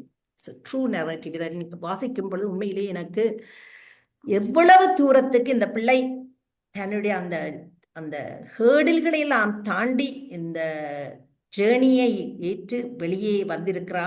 அந்த அளவு ஒரு அதை ஐம் ரியலி அமேஸ்ட் அதை வாசித்த உடனே. கேன்சர் அந்த புத்தகத்தின் எழுத்தின்படி கலா வந்து அவருக்கு ரெகுலர் மெமோகிராம் அவருக்கு இன்விடேஷன் கொடுக்கப்பட்டிருந்தது. இந்த ரெகுலர் இன்விடேஷனுக்கு வந்து கலா விசிட் பண்ணி அவக்கு மெமோகிராம் செய்திருந்தா நாங்களும் போற போல. ஆனால் அவவை அன்பார்ச்சுனேட்லி 2-3 நாளைக்கு பிறகு திருப்பி வரும்படி டாக்டர்ஸ் கன்சல்டன்ட் கூப்பிட்டு இருந்தார்கள். ஸோ அவ அங்கே திரும்ப 2-3 விசிட் போக வேண்டியது வந்தது. ஸோ கலா, நீங்கள் போய் இந்த விசிட் செய்த அப்புறம் உங்களை கன்சல்டனும் அந்த நர்ஸும் மீட் பண்ணும் பொழுது உங்களுக்கு முதலாவதா உங்களுக்கு பிரஸ்ட் கேன்சர் சொல்லும் பொழுது உங்களோட மனநிலை எப்படி இருந்தது? அது ஒரு கஷ்டமான ஒரு கேள்வி. அதை எப்படி நீங்கள் எடுத்துக்கொண்டீர்கள் என்றதை பற்றி எங்களுக்கு பகிர்ந்து கொள்கிறீர்களா ப்ளீஸ்? நீங்கள் கேட்டது போலவே ஒரு கடினமான கேள்விதான் இது. நான் எனது மேமோகிராம் ஸ்கிரீனிங், அதாவது மார்பக புற்றுநோய்க்கான அந்த மேமோகிராம் ஸ்கிரீனிங் முடித்து அதன் பிற்பாடு என்னை வரச் சொல்லி கூப்பிடும் போதே எனது மனதால் நான் துவண்டு விட்டேன். ஆரம்பத்தில் அது சாதாரணமாக எல்லா மனிதர்களுக்கும் இருப்பதுதான். நான் ஒரு சூப்பர் உமன் அல்ல, நான் ஒரு சாதாரண மனுஷி, எல்லாரையும் போலவே துவண்டு விட்டேன். இவ்வளவு வாழ்க்கையில் இவ்வளவு விடயங்களில் அடிபட்டு நாங்கள் அதிலிருந்து மீண்டு வந்து கொண்டிருக்கின்ற போது இதனடா இப்படி ஒன்று நீ திரும்ப ஒரு புதிதாக ஒன்று வந்திருக்கின்றதே என்ற ஒரு விதமான உணர்வுகளுக்கு ஆளாகி இருந்தாலும் கூட, எதுவாக இருந்தாலும் நான் இறுதி வரைக்கும் போராடுவேன் என்பதை எனது மகன்கள் இருவருக்கும் நான் சொல்லியிருந்தேன். அவர்கள் நான் போகின்ற போது இது ஸ்டேஜ் 3க்கு வந்து விட்டது. நீங்கள் கூறியது போல நீங்கள் மிக அழகாக எல்லா புற்றுநோய்களுக்கான விவரங்களையும் கூறி அவற்றை வருமுன் காப்பதற்கான காரணிகள் அனைத்தையும் கூறியிருந்தீர்கள். அதே போலவே நான், உங்களுக்கு தெரியும், நான் ஒரு ஆசிரியையாக பலவிதமான ஒரு ஆரோக்கியமான வாழ்க்கையே மேற்கொண்டிருந்தேன் என்று நான் ஆணித்தரமாக நம்பியிருந்தபடியினால எனக்கு இதை எடுப்பதற்கு மிகவும் கடினமாகத்தான் இருந்தது. ஆனால் எதுவாக இருந்தாலும் பார்த்து கொள்ளலாம் என்ற ஒரு மனப்பான்கை தவிர வேறு எதுவும் எனக்கு அப்போது தோன்றவில்லை என்றுதான் நான் சொல்ல வேண்டும். கலா, நீங்கள் அந்த அப்பாயின்மெண்டை தொடர்ந்து உங்களுக்கு எத்தனையோ அப்பாயின்மெண்ட் பயாப்சி செய்திருப்பார்கள், பிறகு ட்ரீட்மெண்ட், அதுக்கு தொடங்கி கீமோதெரப்பி. அதாவது உங்களோட இந்த மோஸ்ட் சேலஞ்சிங் உங்களோட அந்த கேன்சர் ஜேர்னியில வந்து most challenge physically and mentally எந்த ஒரு மோஸ்ட் சேலஞ்சிங் வந்து பார்ட்டா இருந்தது வந்து அது எது மோஸ்ட் சேலஞ்சிங் பார்ட்டா இருந்தது பிசிக்கலியும் எமோஷனலையும், அதோட அது எப்படி அதை நீங்கள் ஓவர் கம் பண்ணீங்க என்பதை பற்றி சொல்வீர்களா? எனக்கும் இது எல்லாமே ஒரு புதிய விஷயம்தான். இருந்தாலும் எனக்கு முன்பாக இதே பாதையில் நடந்து சென்ற பல பெண்களுடைய தொடர்பு எனக்கு கிடைத்திருந்தது. அது ஒரு ஒரு மிகப்பெரிய வரமாகவே நான் கருதுகின்றேன். அதே போலத்தான் நானும் அந்த பாதையில் நடந்து வெளியே வருகின்ற ஒரு நல்ல சந்தர்ப்பத்தை இந்த பிரபஞ்சம் எனக்கு அளித்திருக்கின்றது என்று நம்புகின்றேன். அதனால்தான் நான் இதே போல என்னுடைய அனுபவங்களை மற்றவர்களோடு பகிர்ந்து கொள்ள வேண்டும், அவர்களுக்கு பலமாக இருக்க வேண்டும் என்ற ஒரு துணிவையும் அந்த பாதை எனக்கு காட்டி தந்தது. இதில் மிக சவாலான விடயம் வந்து இது தொடர்பான எனது சிகிச்சை முறைகள். அந்த சிகிச்சை முறைகள் என்றால் என்னென்று எனக்கு அந்த நேரம் கீமோதெரப்பி என்றாலே என்னென்று தெரியாது. அப்ப அது என்ன என்று சொல்லி ஆராய்வதற்காக நான் நிறைய நூல்களை வாசிக்க வேண்டியிருந்தது. முக்கியமாக பாசிட்டிவாக சொல்லுகின்ற நூல்கள். எமது சமுதாயத்தில் நீங்கள் ஏற்கனவே நிறைய விஷயங்களை தொட்டு சென்றிருக்கிறீர்கள் டாக்டர் ஹேமா புவி. ஆனால் அந்த விஷயங்களில் வந்து பலவிதமான நூல்கள் எனக்கு நீங்கள் கூறியது போல இருந்தது. நான் பாசிட்டிவ் மைண்ட் செட்டை உடைய பலரோடு பேச வேண்டியிருந்தது. ஆரம்பத்தில் நான் எல்லோருடனும் என்னுடைய எல்லா நட்புகளுக்கும் அதை கூற முடியாத ஒரு சூழல் இருந்தது. என்றால் ஒரு புதிய தளம், இந்த புதிய தளத்தை எல்லோரும் தொட்டு செல்வதில்லை. அந்த தளத்துக்குள் நான் இருந்தபோது நான் மற்றவர்களுக்கு நான் ஒரு ஆசிரியை, நான் முதலில் லேர்ன் பண்ணினால்தான் அதை மற்றவர்களுக்கு நான் சொல்ல முடியும். அந்த ஒரு கடமைப்பாடு எனக்கு இருந்தது. அதுவும் போக எமது சமுதாயத்தில் உங்களுக்கு தெரியும், ஒரு நோய் வந்தால் அந்த நோயாளர்களை பார்ப்பதற்காக போவது வந்து ஒரு கடமையாக எண்ணுவார்கள். கட்டாயமாக நீங்கள் தொலைபேசி அழைப்பு எடுத்தாலோ இல்லையோ வந்து கதவை தட்டுவார்கள். ஆனால் நான் வந்து தனியாக, நான் ஏற்கனவே இந்த நூலில் கூறியிருக்கின்றேன், துரதிர்ஷ்டவசமாக நான் தனியாக இருக்கின்ற ஒரு சூழல் இருந்தது. ஆனால் அதற்காக நான் இருந்து அழுது கொண்டிருக்க முடியாது. நாங்கள் தனிமைதான்.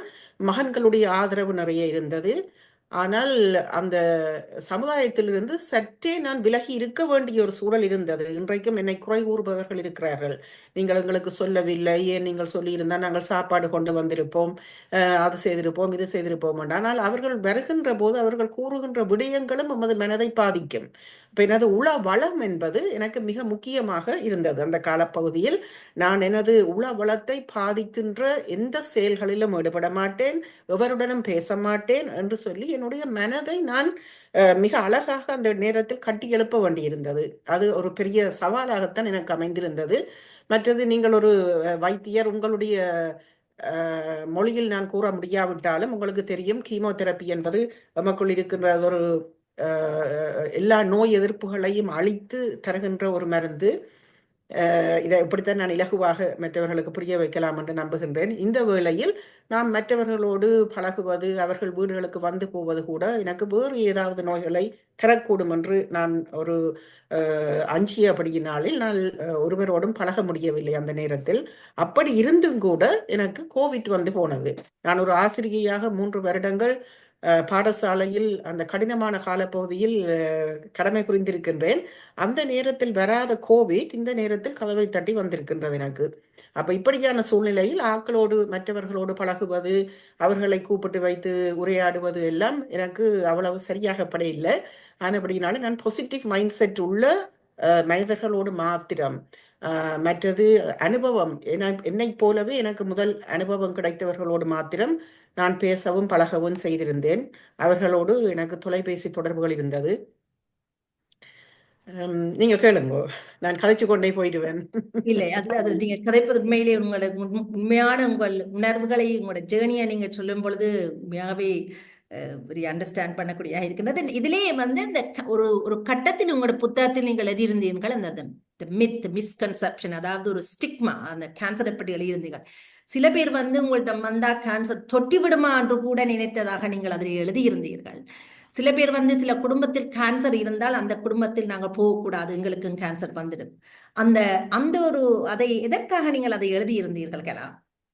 அது வந்து நீங்கள் முதலே சொன்னது போல என்னுடைய நட்பு வட்டாரத்தில் ஒரு முகநூல் தோழியொருத்தி இருந்தா. அவ சில வலைதுல இருந்திருக்க கூடும், இதில் நான் வர சொல்லி கேட்டிருக்கிறேன் அவையும் உனைய சொல்லி.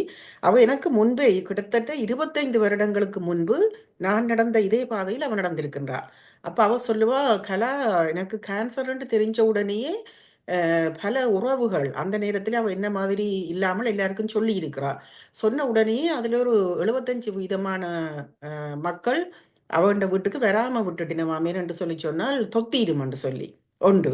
மற்றது வந்து இவ எப்படியோ இறந்து போகத்தான் போறா என்று சொல்லி, நீங்கள் நகைகள் எல்லாம் கொண்டு வந்தீர்களா, இவ இலங்கைக்கு போயிருந்திருக்கின்றா, அந்த நேரத்துல எங்களுக்கு இங்க இருக்கிற வசதிகளை பற்றி தெரியாது. இதனால் தான் நான் இந்த நூலை எழுதினதுக்கு முக்கியமான காரணம், ஒரு சிகிச்சைகளிலும் மருத்துவ தொழில்நுட்பத்திலும் மிகவும் வளர்ச்சி கண்ட நாடுகளில் நாங்கள் இருக்கின்றோம்.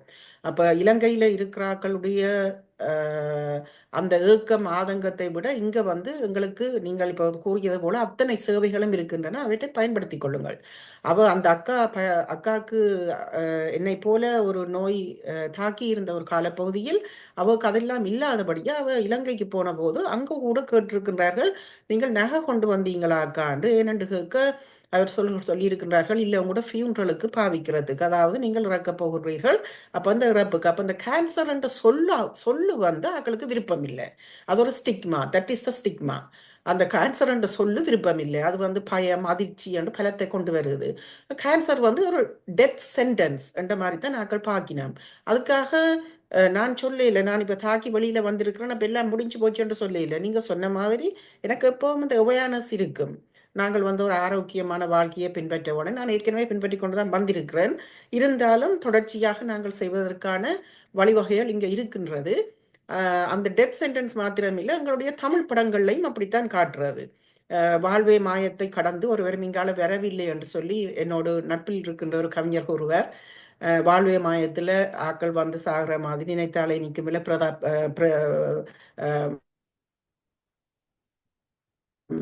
ஒரு நடிகை உண்டு, அவர் அந்த மாதிரி. அதுக்கு பிறகு எங்களுடைய ஆக்கள் அதை கடந்து வர இல்லை. ஆனபடினால அந்த அந்த ஒரு ஸ்டிக்மா எங்களுடைய சமுதாயத்தில் இருக்கின்றது. அதை கடந்து வருவதற்கு நான் நிறைய வேலைகள் செய்ய வேண்டியிருந்தது, அவர்களோடு பேச வேண்டியிருந்தது. ஒரு ஆசிரியைக்கு கூட அவ என்னை வந்து பார்க்க போறேன்னு சொல்லி மிகவும் ஃபோர்ஸ்ஃபுல்லாக வந்து என்னை பார்த்து அவ பயந்து அதன் பின்பு அவ 6 மாதம் கவுன்சிலிங்குக்கு போயிருக்கிறாள். அப்ப அதை பார்த்த உடனேயே நான் நினைச்சிட்டேன், இனிமே ஆக்களுக்கு நான் வெளியில வரும் வரைக்கும் ஒருத்தருக்கும் சொல்லக்கூடாதுன்னு சொல்லி. நான் உங்களுடைய கேள்விக்கு பதில் அளிச்சனோ தெரியல. இல்ல நீங்கள் அழகாக அந்த விளங்கப்பட்ட என்னென்றால் இந்த ஸ்டிக்மா எங்கட இதை நீங்கள் கதைப்பது நாங்கள் ஒரு விழிப்புணர்வாகத்தான் மற்றவர்கள் சொல்கின்றோம். இது பல பேர் மனதுகளில் இருக்கின்றது. அதாவது இது ஒரு கேன்சர் தொற்றலாம், அல்லது இந்த குடும்பத்தில் கேன்சர் இருப்பலாம், அதற்கு நாங்கள் போகக்கூடாது, கேன்சர் வந்தால் இறப்புத்தான், இது முதல் கேள்வி எவ்வளவு காலம் உங்களுக்கு தந்திருக்கிறார்கள், அப்படியான ஒரு கேள்விகளை நாங்கள் ஒரு கேன்சர் பேஷண்ட் கேட்கிறோம். அது இவ்வளவு தூரத்துக்கு அந்த கேன்சர் போய் தாக்கும் என்பதை நாங்கள் அதை நினைத்து பார்ப்பதில்லை. இப்ப நான் இது அதோடு தொடர்பாகத்தான் இதை உங்களுக்கு சொல்ல வருகிறேன். என்னென்றால், நீங்கள் இந்த புத்தகத்தை எழுதியிருங்கள் the other side of the world என்று. நான் இந்த புத்தகத்தை எடுக்கும் பொழுது இது என்ன, இது other side of the world என்று கலா எழுதியிருக்காள். அதுக்கு என்ன காரணம்? நான் இது வெரி இம்பார்ட்டன்ட். நான் இந்த ஒரு சின்ன ஒரு பேராகிராஃபை வாசிக்கிறேன் Kala, if you don't mind.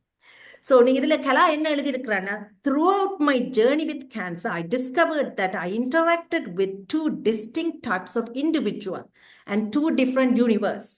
The first group of cancer survivors either personally experienced the disease or its hardship, or provided immense care for loved ones who were coping with the cancer. They lived in the cancer world.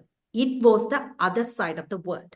They were very kind, compassionate, and pleasant, and understood me throughout the difficult time. So they are on the other side.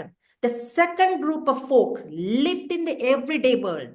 They could only assess me based on my perspective because they had no idea what I was going through. A few tried to comprehend with empathy, but the majority were awful. They were horrible, no matter how hard my life was during the treatment.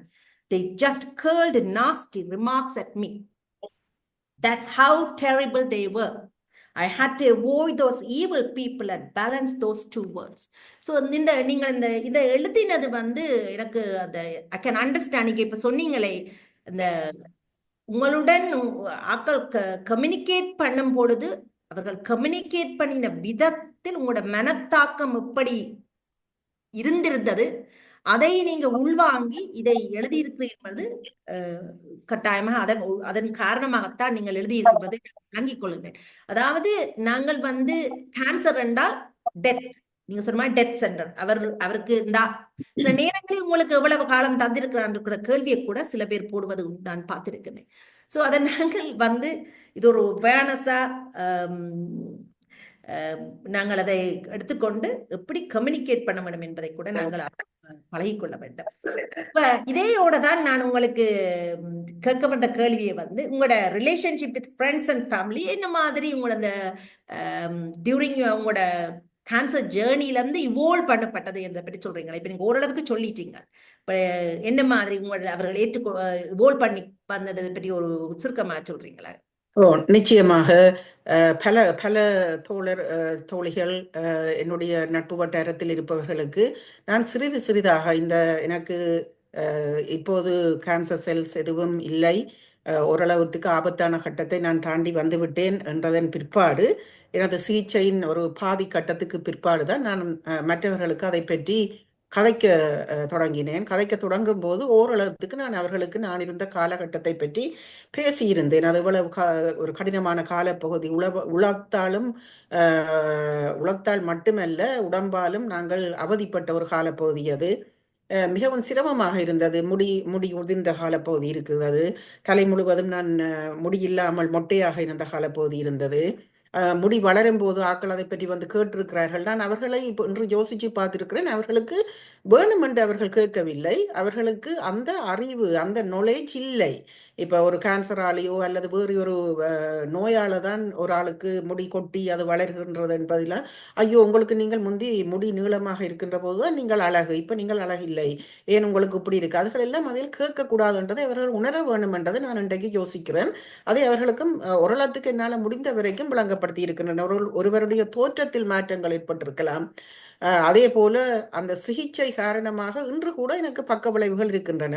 உங்களுக்கு தெரியும், as a doctor, இது வந்து ஒரு cancer ஜேர்னியை பற்றினது தானே அல்லாமல் நான் இதை BC before cancer, after cancer என்று 2 வகையாக பிரித்து தான் என்னுடைய வாழ்வை பார்த்து கொண்டிருக்கின்றேன். I am taking one day at a time.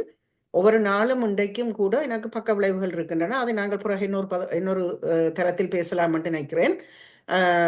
அந்த அந்த என்னை சுற்றி இருப்பவர்கள் ஓரளவுக்கு இப்போது புரிந்து கொண்டு வருகின்றார்கள். இதால்தான் இப்படித்தான் இருக்கும், இப்படித்தான் இருக்கும், இது வந்தால் இப்படித்தான் இருக்கும். ஆனால் நாங்கள் அவர்களுக்கு ஒரு தன்னம்பிக்கையை கொடுக்க வேண்டும். இந்த காலப்பகுதியில் உங்களுக்கு எதுவும் நடக்காது, நீங்கள் உங்களுடைய மனத்தை உறுதியாக வைத்துக் கொண்டாலே அல்லாமல், இந்த கேன்சர் மாத்திரமில்லை, எந்த வருத்தமும் அப்படித்தான். என்ன நீங்கள் நான் உங்களுக்கு சொல்ல தேவையில்லை. எந்த வருத்தம் வந்தாலுமே நாங்கள் மனதை உறுதியாக வைத்துக் கொள்வது மிக அவசியம். உங்களோட மைண்ட் நான் இதில் சொல்லி இருக்கிறேன் இந்த நூல்லையும், your mind is very powerful. இப்போ நீங்கள் அந்த மனதை வந்து, நீங்கள் டாக்டர்ஸ் வந்து நீங்கள் எங்களுக்காக சிகிச்சையை தான் தரலாம், நாங்கள் திருப்பி உங்களுக்கு உதவி செய்யாது. நாங்கள் செய்கிற ஒரே ஒரு உதவி எங்களை நாங்களே சந்தோஷமாகவும் உறுதியோடையும் நாங்கள் பார்த்துக்கொள்வது தான். இப்போ நான் வந்து அந்த கேன்சர் காலப்பகுதியில் எவ்வளவு சந்தோஷமாக இருக்க ட்ரை பண்ணி, நான் எத்தனையோ புத்தகங்கள் எழுதியிருக்கிறேன், படங்கள் வரைந்திருக்கிறேன், பாட்டு கேட்டிருக்கிறேன், நடனம் ஆடியிருக்கிறேன். எனக்கு என்னென்ன பிடிச்சதோ அவ்வளோத்தையும் செய்து என்னுடைய மனத்தை நல்லா வச்சிருந்த மாதிரி இன்றும் பல தோழிகள் என்னோடு பயணிக்கின்றார்கள். அவர்களுக்கு அன்ஃபார்ச்சுனேட்லியாக, துரதிர்ஷ்டவசமாக அவர்களுக்கும் இதே போல மார்பக புற்றுநோய் வந்திருப்பதாக நான் அறிந்தேன். அவர்கள் என்னை அணுகி இருக்கின்றார்கள். இந்த நூல் எழுதினதன் பிற்பாடு எத்தனையோ பெண்கள் என்னை அணுகி இருக்கின்றார்கள். எங்களுக்கு இப்படி சொல்லப்பட்டிருக்கின்றது, இப்போ இப்படி நடந்து கொண்டிருக்கின்றது என்று சொல்லி. நான் ஒருவரை பற்றி அந்த அந்த அவர்களுடைய பெயர் விவரங்கள் எதுவும் எங்களுக்கு தேவையில்லை. ஆனால் சந்தோஷப்படுறேன் என்று சொல்லி சொன்னால், இப்போ நான் அதை ஓப்பனாக சொன்னபடியாத்தான் இன்றைக்கு அவர்கள் என்னோடு அதை பற்றி பேசுவதற்கு பயப்படாமல் என்னோடு சேர்ந்து கைகோர்த்து நடந்து கொண்டிருக்கின்றார்கள். நான் உங்களுக்கு நாங்கள் என்ன செய்ய வேணும் என்று கேட்பார்கள். நான் சொல்றது, நீங்கள் எனக்கு ஒன்றும் செய்ய தேவையில்லை, நான் உங்களுக்கு செய்கிறத நீங்கள் உங்களை மாதிரி வார மற்றவர்களுக்கு சொல்லுங்க, அந்த தன்னம்பிக்கையை கொடுங்கோ. மற்றது நீங்க சொன்ன மாதிரி நான் சொல்ல தேவையில்லை, இந்த மெமோகிராம் கட்டாயம் இம்பார்ட்டனா, நீங்க போக வேண்டிய ஒரு வேலை, கட்டாயம் போங்க, உங்களுக்கு இருக்கிற சர்வீஸை செய்யுங்கோ. அதுகளெல்லாம் நான் சொல்லி சொல்லி ஓரளவுக்கு என்னை சுற்றி இருப்பவர்களை, நீங்க உலகம் முழுக்க மாத்தேலாது, ஆனால் உங்களை சுற்றி இருப்பவர்களை மாற்றலாம் என்று நம்புகின்றேன். அதுவும் போக ஒரு நூலால் எதையும் உடனடியாக மாற்ற முடியாது. நாங்கள் இப்படியான இந்த ஜூம் மாதிரி ஒரு டிஸ்கஷன் மீட்டிங்கள்ல தான் நாங்கள் நிறைய கதைக்க வேணும். ஒரு எழுத்தாளர் நண்பர் ஒருவர் சொல்லுவார், கலா, நாங்கள் புத்தகத்தை மட்டும் எழுதி போட்டு நாங்கள் எழுதிட்டோம், எங்களோட கடமை முடிஞ்சு இருக்க இயலாது, அதை சிலவங்கள் மறந்துடுங்கள், வாசிக்கவும் மாட்டினோம். அப்போ நாங்கள் இப்படியான டிஸ்கஷன், இந்த புத்தகத்தில் நாங்கள் பேசா பொருட்களை பேச வேண்டும் என்ற நோக்கோடு நாங்கள் எழுதுகின்ற இந்த நூல்களை நாங்கள் இப்படியான டிஸ்கஷன் மூலமாகத்தான் கொண்டு செல்லலாம். அதற்காக இந்த ஒருங்கிணைப்பாளர்களுக்கு நான் மிகவும் கடமைப்பட்டுள்ளேன். எனது நன்றியும் பேரன்பும் உங்களுக்கு உரித்தாகட்டும்.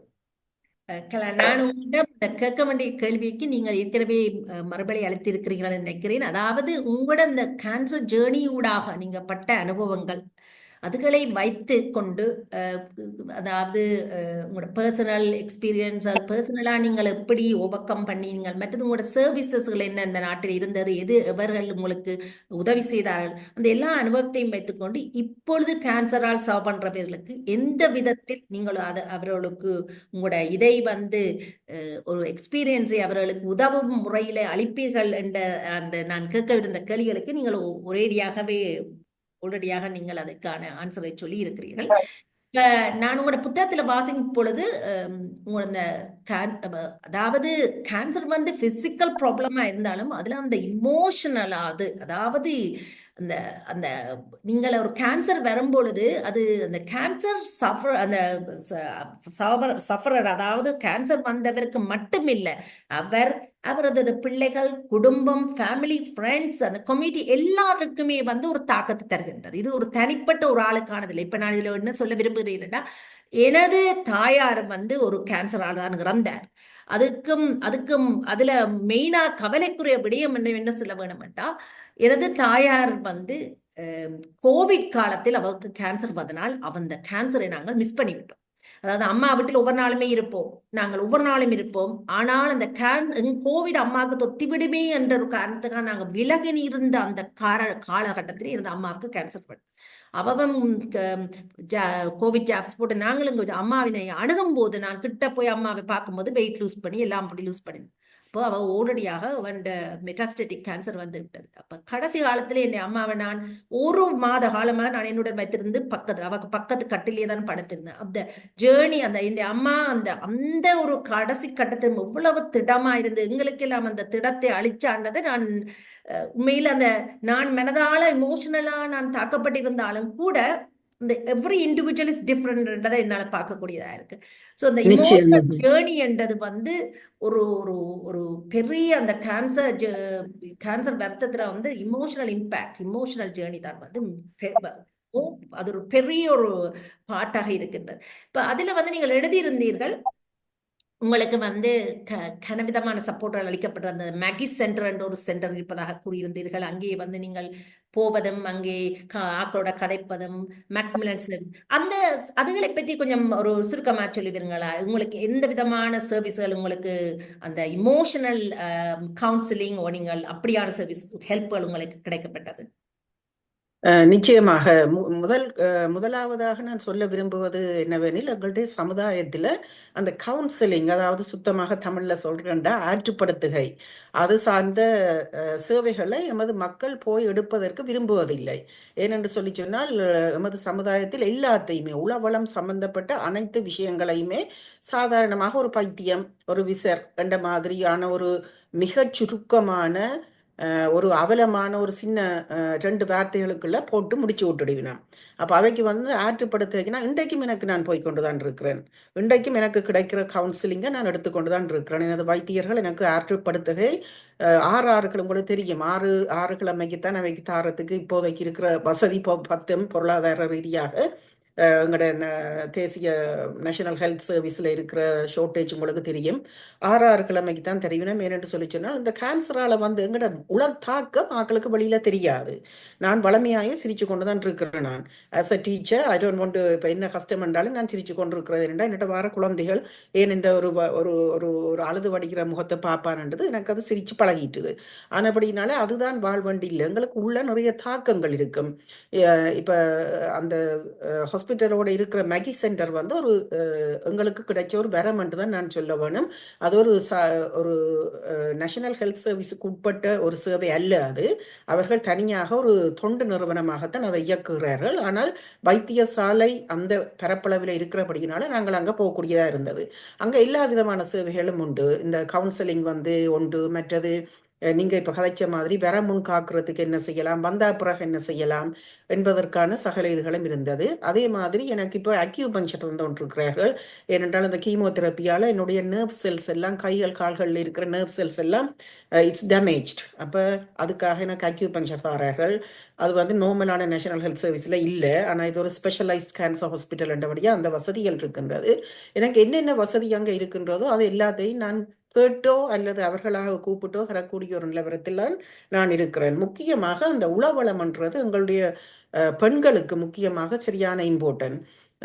அந்த ஹாஸ்பிட்டலில் இருக்கிற ஒரு துப்புரவு தொழிலாளி, கிளீனர் கூட என்னை பார்த்துட்டு சொல்லுவா, go home and be kind to yourself டார்லிங்ண்டு. அப்போ அந்த அவைகளுக்கு தெரியுது நாங்களே எவ்வளவு தூரம் மனதைரியத்தை கொடுக்கக்கூடிய ஒரு நிலவரத்தில் நாங்கள் இருப்போம் என்று.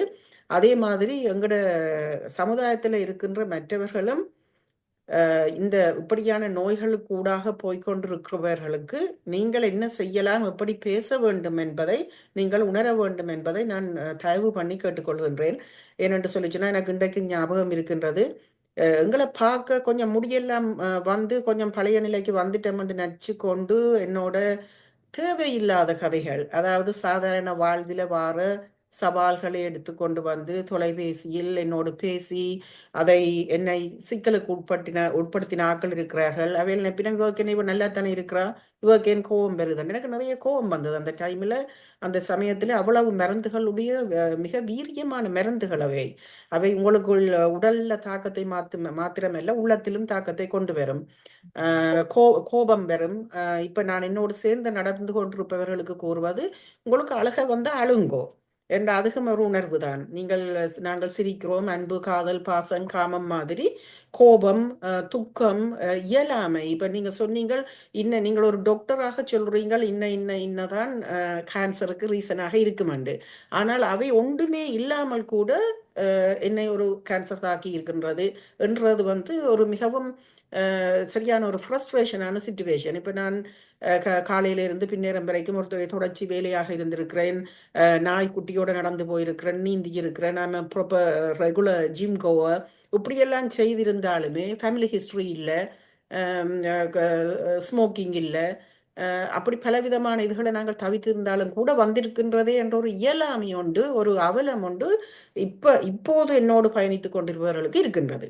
அப்ப நான் அவர்களுக்கு சொல்றது இதுதான், ஏதோ வந்துட்டுது, நீங்கள் இனி சந்தோஷமாக இருங்க. ஒவ்வொரு எண்ணமோ ஒவ்வொரு நேரத்தையும் ஒவ்வொரு நாளையும் நீங்கள் சந்தோஷமாக எடுத்து போய்கொண்டிருக்கிறது சரியான இம்பார்ட்டன். அந்த வருத்தத்தில இருந்து வெளியில வாரத்துக்கு அந்த உள வளம் மிக மிக மிக மிக மிக அவசியமான ஒரு விஷயம். கலா, நீங்கள் எவ்வளவு ஒரு பாசிட்டிவா அந்த அவ்வளவு ஹேர்டலும் தாண்டி இமோஷனலி பிசிக்கல் கஷ்டங்களை தாண்டியும் இவ்வளவு ஒரு பாசிட்டிவ் பர்சனாக நீங்கள் இருப்பதை விட்டு நான் மிகவும் மிகவும் பெருமை அடைகின்றேன். இப்போ இந்த கடைசியா நான் உங்கள்கிட்ட கேட்குற கேள்வி என்ன, இந்த கேன்சர் இந்த ஜேர்னியை நீங்க பாஸ் பண்ணியாலும் உங்களோட லைஃப் என்ன விதத்துல சேஞ்ச் பண்ணியிருக்கு? அதாவது நீங்கள் முந்தின கலாவுக்கும் இந்த ஒரு இடையில் நடந்த ஒரு பெரிய ஒரு ஹேர்ட்ல தாண்டி வந்த கலாவுக்கும் என்ன என்ன இதால உங்களோட மாற்றங்கள் உங்களோட லைஃப்லயே தெரியும், உங்கள என்ன மாற்றம் நடந்திருக்கிறது? அதாவது உங்களோட தெரியவில்லை. இல்ல, பல விதத்தில் அது மாற்றங்களை எனக்குள் கொண்டு வந்திருக்கின்றது என்றே நான் நம்புகின்றேன். அதுக்காக நான் கேன்சர் வாரதுக்கு அதை நான் சொன்னேன், before cancer before Christ after Christ மாதிரி நான் பிஃபோர் கேன்சர் ஆஃப்டர் கேன்சர் என்று சொல்றது. இன்னொரு விஷயம் நானும் மகன்களும் நிறைய நகைச்சுவையான விடயங்களை பேசுவதும் சிரிப்பதும் வழக்கம். அந்த சிரிப்பு எனக்கு அந்த கேன்சர் டைம்லையும் இருந்து கொண்டுதான் இருந்தது. என்னுடைய மூத்த மகன் என்னை சிரிக்க வைத்து கொண்டே இருப்பார். இவன் தலைமை கொட்டுப்பட போகுது என்று சொன்ன உடனேயே அவர் சொல்ற விஷயம் உனக்கு நான் நிறைய விக் வேண்டி தரேன், ஒவ்வொரு நாளைக்கு ஒவ்வொரு மாதிரி போட்டு கொண்டு போய் ஆக்களை கன்ஃபியூஸ் பண்ணண்டு ஒவ்வொரு சின்ன விஷயங்களை நாங்கள் ஒரு நகைச்சுவை உணர்வோடும் நாங்கள் அதை பார்த்து கொண்டு வந்த நாங்கள். இப்போ எனக்கு நான் நினைக்கிறேன், நான் முன்பு இருந்ததை விட என்னுடைய வாழ்தல் சார்ந்த புரிதல் நிறைய இருக்குன்னு நான் நம்புறேன். என்று சொன்னால் ஒவ்வொரு நாளையும் இனி இல்லையண்டு எவ்வளவு தூரம் என்னால் அந்த நாளை மிக மகிழ்ச்சியாக எடுத்துக்கொண்டு போக முடியுமோ, எவ்வளவு பாசிட்டிவான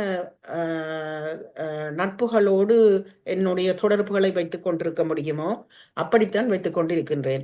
பலர், நீங்கள் முதலில் சொன்ன நீங்கள் அந்த அண்டர்ஸ்டாண்டிங், அந்த புரிதல் இல்லாத காரணத்தினால் பலர் என்னிடமிருந்து விலகி விட்டார்கள். அந்த விலகினதுக்கு வேற ரீசன் கொண்டு அவர்களுக்கு என்னோட என்ன பேசுறேன்னு தெரியாது. அடடா, இவருக்கு கேன்சர் வந்துட்டு அப்ப இவோட நாங்கள் என்னத்தை கதைக்கிறது, இவ என்ன மாதிரி இருப்பான்னு தெரியாது, இவ இப்போ ஒரு வித்தியாசமான ஆள், இப்ப நான் இவோட கதைக்கிறதுக்கு என்னத்தை கதைக்கிறேன்னு சொல்லி என்றது அவைகளுக்கு ஒரு பெருங்கேள்வியாக இருக்கும். பாவனப்படினால அப்படியானாக்கள் விட்டுட்டு போகக்குள்ள நாங்கள் இனி ஒன்றும் செய்ய இயலாது. எங்களுக்கு இருக்கிற வாழ்வை மிக இனிமையாக கழிக்க வேண்டும். முன்பும் அப்படித்தான் நினைச்சு கொண்டிருந்தேன் நான். ஆனா இப்ப அந்த உணர்வு கொஞ்சம் இன்னும் கூடிட்டு தான் நான் சொல்ல வேணும். செய்து முடிக்க வேண்டிய வேலைகளை சிறிது சிறிதாக செய்ய வேண்டும். எங்களால் முடிந்த வரைக்கும் இந்த கேன்சர் ஜேர்னி சம்பந்தமான விடயங்களில் நான் மிக ஆர்வம் காட்டி வாரேன். அது முந்தி இருந்ததை விட இன்னும் கூடியிருக்கின்றது. மற்றது எனக்கும் என்னை சுற்றி இருப்பவர்கள் பற்றிய ஒரு புரிதல் ஒன்று கூட வந்திருக்கின்றது. இப்படியான உளவளம் சார்ந்த விடயங்களில் நிறைய மாற்றங்கள் இருப்பதை நானாக உணர்கிறேன் என்றுதான் நான் நம்புகிறேன். கலா, நன்றி. உங்களோட நேரத்துக்கு நீங்கள் வந்து இவ்வளவு அழகா உங்களோட ஜேர்னியை உங்களை எங்களுக்கு புரிய சொல்லி, அதனால் மற்றவர்களும் பெனிஃபிட் அடையணும் என்ற ஒரு நோக்கத்துக்காக நீங்கள் இங்கே வந்து வந்து எங்களுக்கு கதைத்தமைக்காக மிக்க மிக்க நன்றி. எங்கள் நேரத்தை கடந்தபடியே நான் இப்பொழுது இதை புவியிடம் கையளிக்கிறேன். நன்றி. நன்றி. நன்றி. நன்றி. நீங்கள் இருவரும் மிகவும் நல்லாக கேன்சரை பற்றி விரிவாக கதைத்து விட்டீர்கள். ஆரம்ப அறிகுறிகள் ப்ரிவென்ஷனை பற்றியும் வந்தபின் காப்பதை பற்றியும் மிகவும் கன விஷயங்கள் கதைத்திருக்கிறீர்கள். முக்கியமாக இந்த மன உளைச்சல் அதுகளை பற்றியதான் முக்கியமாக கதைத்திருந்தீர்கள். நான் ஒரு உங்களுடைய புத்தகத்தில் வாய்ச்சதில் இன்னும் ஒன்று பற்றி கதைக்காம விட்டுட்டீங்கள் இது வரைக்கும். என்னென்னு சொன்னால், அந்த கீமோதெரப்பியால் வர சைடு எஃபெக்ட்ஸை பற்றி கனதரம் எழுதியிருக்கிறீர்கள். மிகவும் கடுமையானது. அது உடனடியாக வரக்கூடிய சைடு எஃபெக்ட்ஸும் இருக்குது. நீங்கள் கொஞ்சத்தை பற்றி இப்போ கதைச்சிருந்தீர்கள். அதை பற்றி மறுக்கா சொன்னால் மற்றவர்களுக்கு உதவியாக இருக்கும். அதை எதிர்பார்க்கக்கூடிய என்னென்ன சொல்லி கீமோதெரப்பின் சைடு எஃபெக்ட்ஸ் நாங்கள் சொல்கிறோம் நாங்கள் நோயாளிகளுக்கு. ஆனால் நீங்கள் அதை அனுபவித்தது மிகவும் அந்த தத்துருவமாக அந்த புத்தகத்தில் அதை எழுதியிருக்கிறீர்கள் ஒவ்வொரு சைடு எஃபெக்ட்ஸையும் பற்றி. நான் ஒரு 1-2 நிமிடங்களுக்குள் அதை என்னால் முடிந்த வரைக்கும் சமரைஸ் பண்ணி தரலாம் என்று நான் யோசிக்கிறேன். என்னென்று சொல்லி சொன்னால், அதில் பல விதமான சைடு எஃபெக்ட்ஸ் இருக்குது. உங்களுக்கு எனக்கு தந்தது வந்து மிக வீரியமான ஒரு சிகிச்சை தான். நான் ஆனால் இப்போது என்னோடு சேர்ந்து நடக்கின்றவர்களுக்கு அல்லது இனித்தான் அந்த சிகிச்சைகளை பெற இருக்கின்றவர்களுக்கு நான் சொல்ல விரும்புவது என்னவென்று சொல்லி சொன்னால், வைத்தியர்களோடு இங்கிலீஷில் சொல்லுவார்கள் அந்த டிரான்ஸ்பரன்சி, நீங்கள் உங்களுக்கு வருகின்ற பக்க விளைவுகளை உடனுக்குடன் உங்களுக்கான அந்த மெடிக்கல் டீமோடு நீங்கள் கலந்து ஆலோசிப்பதற்கு கட்டாயமாக உங்களை தயார்படுத்தி கொள்ளுங்கள். உதாரணமாக எனக்கு இப்போ வந்திருக்கிற இந்த நியூரோபெத்திக் பெயின் என்று சொல்கிறது, கால்கள் கைகள், நான் இப்போ தான் சரியாக இருக்கிறேன். முந்தியெல்லாம் போன வருஷமெல்லாம் இந்த ஃபோனை பல தடவை கீழே விடுத்தி உடைச்சிருக்கிறேன். எங்களோட பூனைக்குட்டியை டக்கண்டு கீழே போட்டிருக்கிறேன். 10-15 கிளாஸஸ் உடைச்சிருக்கிறேன். என்ற கைகளில் எனக்கு அதுக்கான உணர்வுகள் இல்லாமல் போயிட்டுது. அப்போ ஒரு வைத்தியர் ஒருவர் என்னோட இந்த கேன்சர் ஜேர்னியில் கூடவே நடந்து வந்தார். அவருடைய பெயரை நான் சொல்ல விரும்பவில்லை. அவர் ஏதோ அவர் கொஞ்சம் கூச்சம் போல இருக்குது. நான் பிறகு ஆறுதலாக சொல்கிறேன். அவர் சொல்லுவார், கலா நீங்கள் ஒரு பொருளை, அவர் ஜிபி தான். இப்போ அவர் சொல்லுவார், கலா நான் ஜிபி மட்டும்தான், ஒன்காலஜிஸ்ட் இல்லை. ஆனபடினால நீங்கள் இப்படி இந்த நியூரோபெத்திக் பெயின் கையில் இருக்கிறபடினால ஒரு பொருளை தூக்கும் போது இப்படி கையை பார்த்து தூக்குங்கோ. அப்போ உங்களுக்கு தெரியும் நீங்கள் அந்த பொருளை தூக்குறீங்களான்னு சொல்லி. இப்போ கண்ணால் பாருங்கோ, பார்க்காம தூக்குறதிலும் பார்த்து தூக்கும்போது அந்த அந்த அந்த பொருள் நீங்கள் நிலத்தில் போட்டு உடைக்காமல் இருப்பீங்கள் என்று சொல்லி. நியூரோபெத்திக் பெயின் இருந்தது. உடம்பெல்லாம் ஏலாமல் தான் இருக்கும். ஏனென்றால் அது மிக வீரியமான ஒரு ஒரு ஒரு சிகிச்சை. ஆனால் நீங்கள் பயப்பட தேவையில்லை. அது எனக்கு முந்தி கீமோதெரப்பிக்குண்டா என்னென்னு தெரியாது. பிறகுதான் தெரிய மாட்டேன். அப்படி சேலைன் மாதிரி கையில் ஏற்றி கொண்டிருக்கிறது. நாங்கள் போய் அதை மெதுவாக ஏற்றுறபடிக்கினால 3-4 மணித்தியாலங்கள் எடுக்கும் அதை ஏற்றி முடிஞ்சு நான் வெளியில் வாரத்துக்கு. நிறைய பலவீனமாக இருக்குது. நிறைய தண்ணி குடியுங்கோன்னு சொல்லியிருக்கிறேன். மற்றது நான் இந்த வைத்தியர்களோடு அடிக்கடி உங்களுக்கு வார அந்த அறிகுறிகளை சொல்றது வந்து வெரி இம்பார்ட்டன்ட் நினைச்சு நான் என்று சொல்லி சொன்னால், அந்த ஒரு காலப்பகுதியில் எனக்கு நியூட்ரோபீனிக் செப்சிஸ் என்று சொல்லப்படுகின்ற அந்த மிகவும் ஒரு ஆபத்தான ஒரு நிலை ஒன்று வந்து நான் வைத்தியசாலையில் அனுமதிக்கப்பட்டிருந்தேன். அப்போ அது வந்து நான் முதலே சொல்லியிருந்தா சிலவுல என்ன உடனடியாக எடுத்திருப்பினோம். நான் கொஞ்சம் பிந்தி சொல்லியிருந்தேன். அப்படியான விஷயங்கள் நீங்கள் கட்டாயம் பார்க்க வேணும். பக்க விளைவுகளாக நான் அதுகளைத்தான் நான் சொல்லுவேன் இப்போதைக்கு. சரி சரி. நான் அந்த நியூட்ரோபீனிக் செப்சிஸ் வந்து மிகவும் கொடுமையானது, ஆளை கொல்லக்கூடியது. ஏதாவது சின்ன காய்ச்சல் இருந்தாலும் டெம்பரேச்சர் இருந்தால் உடனடியாக அவர்கள் ஆக்சிடென்ட் எமர்ஜென்சிக்கு போகணும்னு தான் நாங்கள் சொல்கிறது. அப்படியானது உடனடியாகவே சீரியஸான செப்சிஸை கொண்டு வரும்.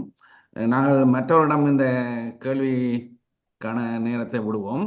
நீங்கள் இன்று வந்து எங்களுடன் இந்த மற்றவர்களுக்கு தெரிய வேணும், தயார்படுத்த வேணும் என்பதை நீங்கள் அருமையாக தெரிவு சொல்லியிருக்கிறீர்கள். மற்றவரிடமிருந்து நாங்கள் கையெழுத்தினா நீங்கள் கேட்க விரும்புகிறோம் அல்லது நீங்கள் அந்த சட்டில் உங்களுடைய கேள்விகளை கேட்கலாம். தனியாக நீங்கள் பின்னர் கதைக்க வேணும் என்று கலாவுடன் இருந்தாலும் கலா அதற்கும் தயாராக இருக்கின்றார் நினைக்கின்றேன். என்ன கலா சாந்தி, டாக்டர் சாந்தி பரமேஸ்வரன், சைக்காட்ரிஸ்ட்.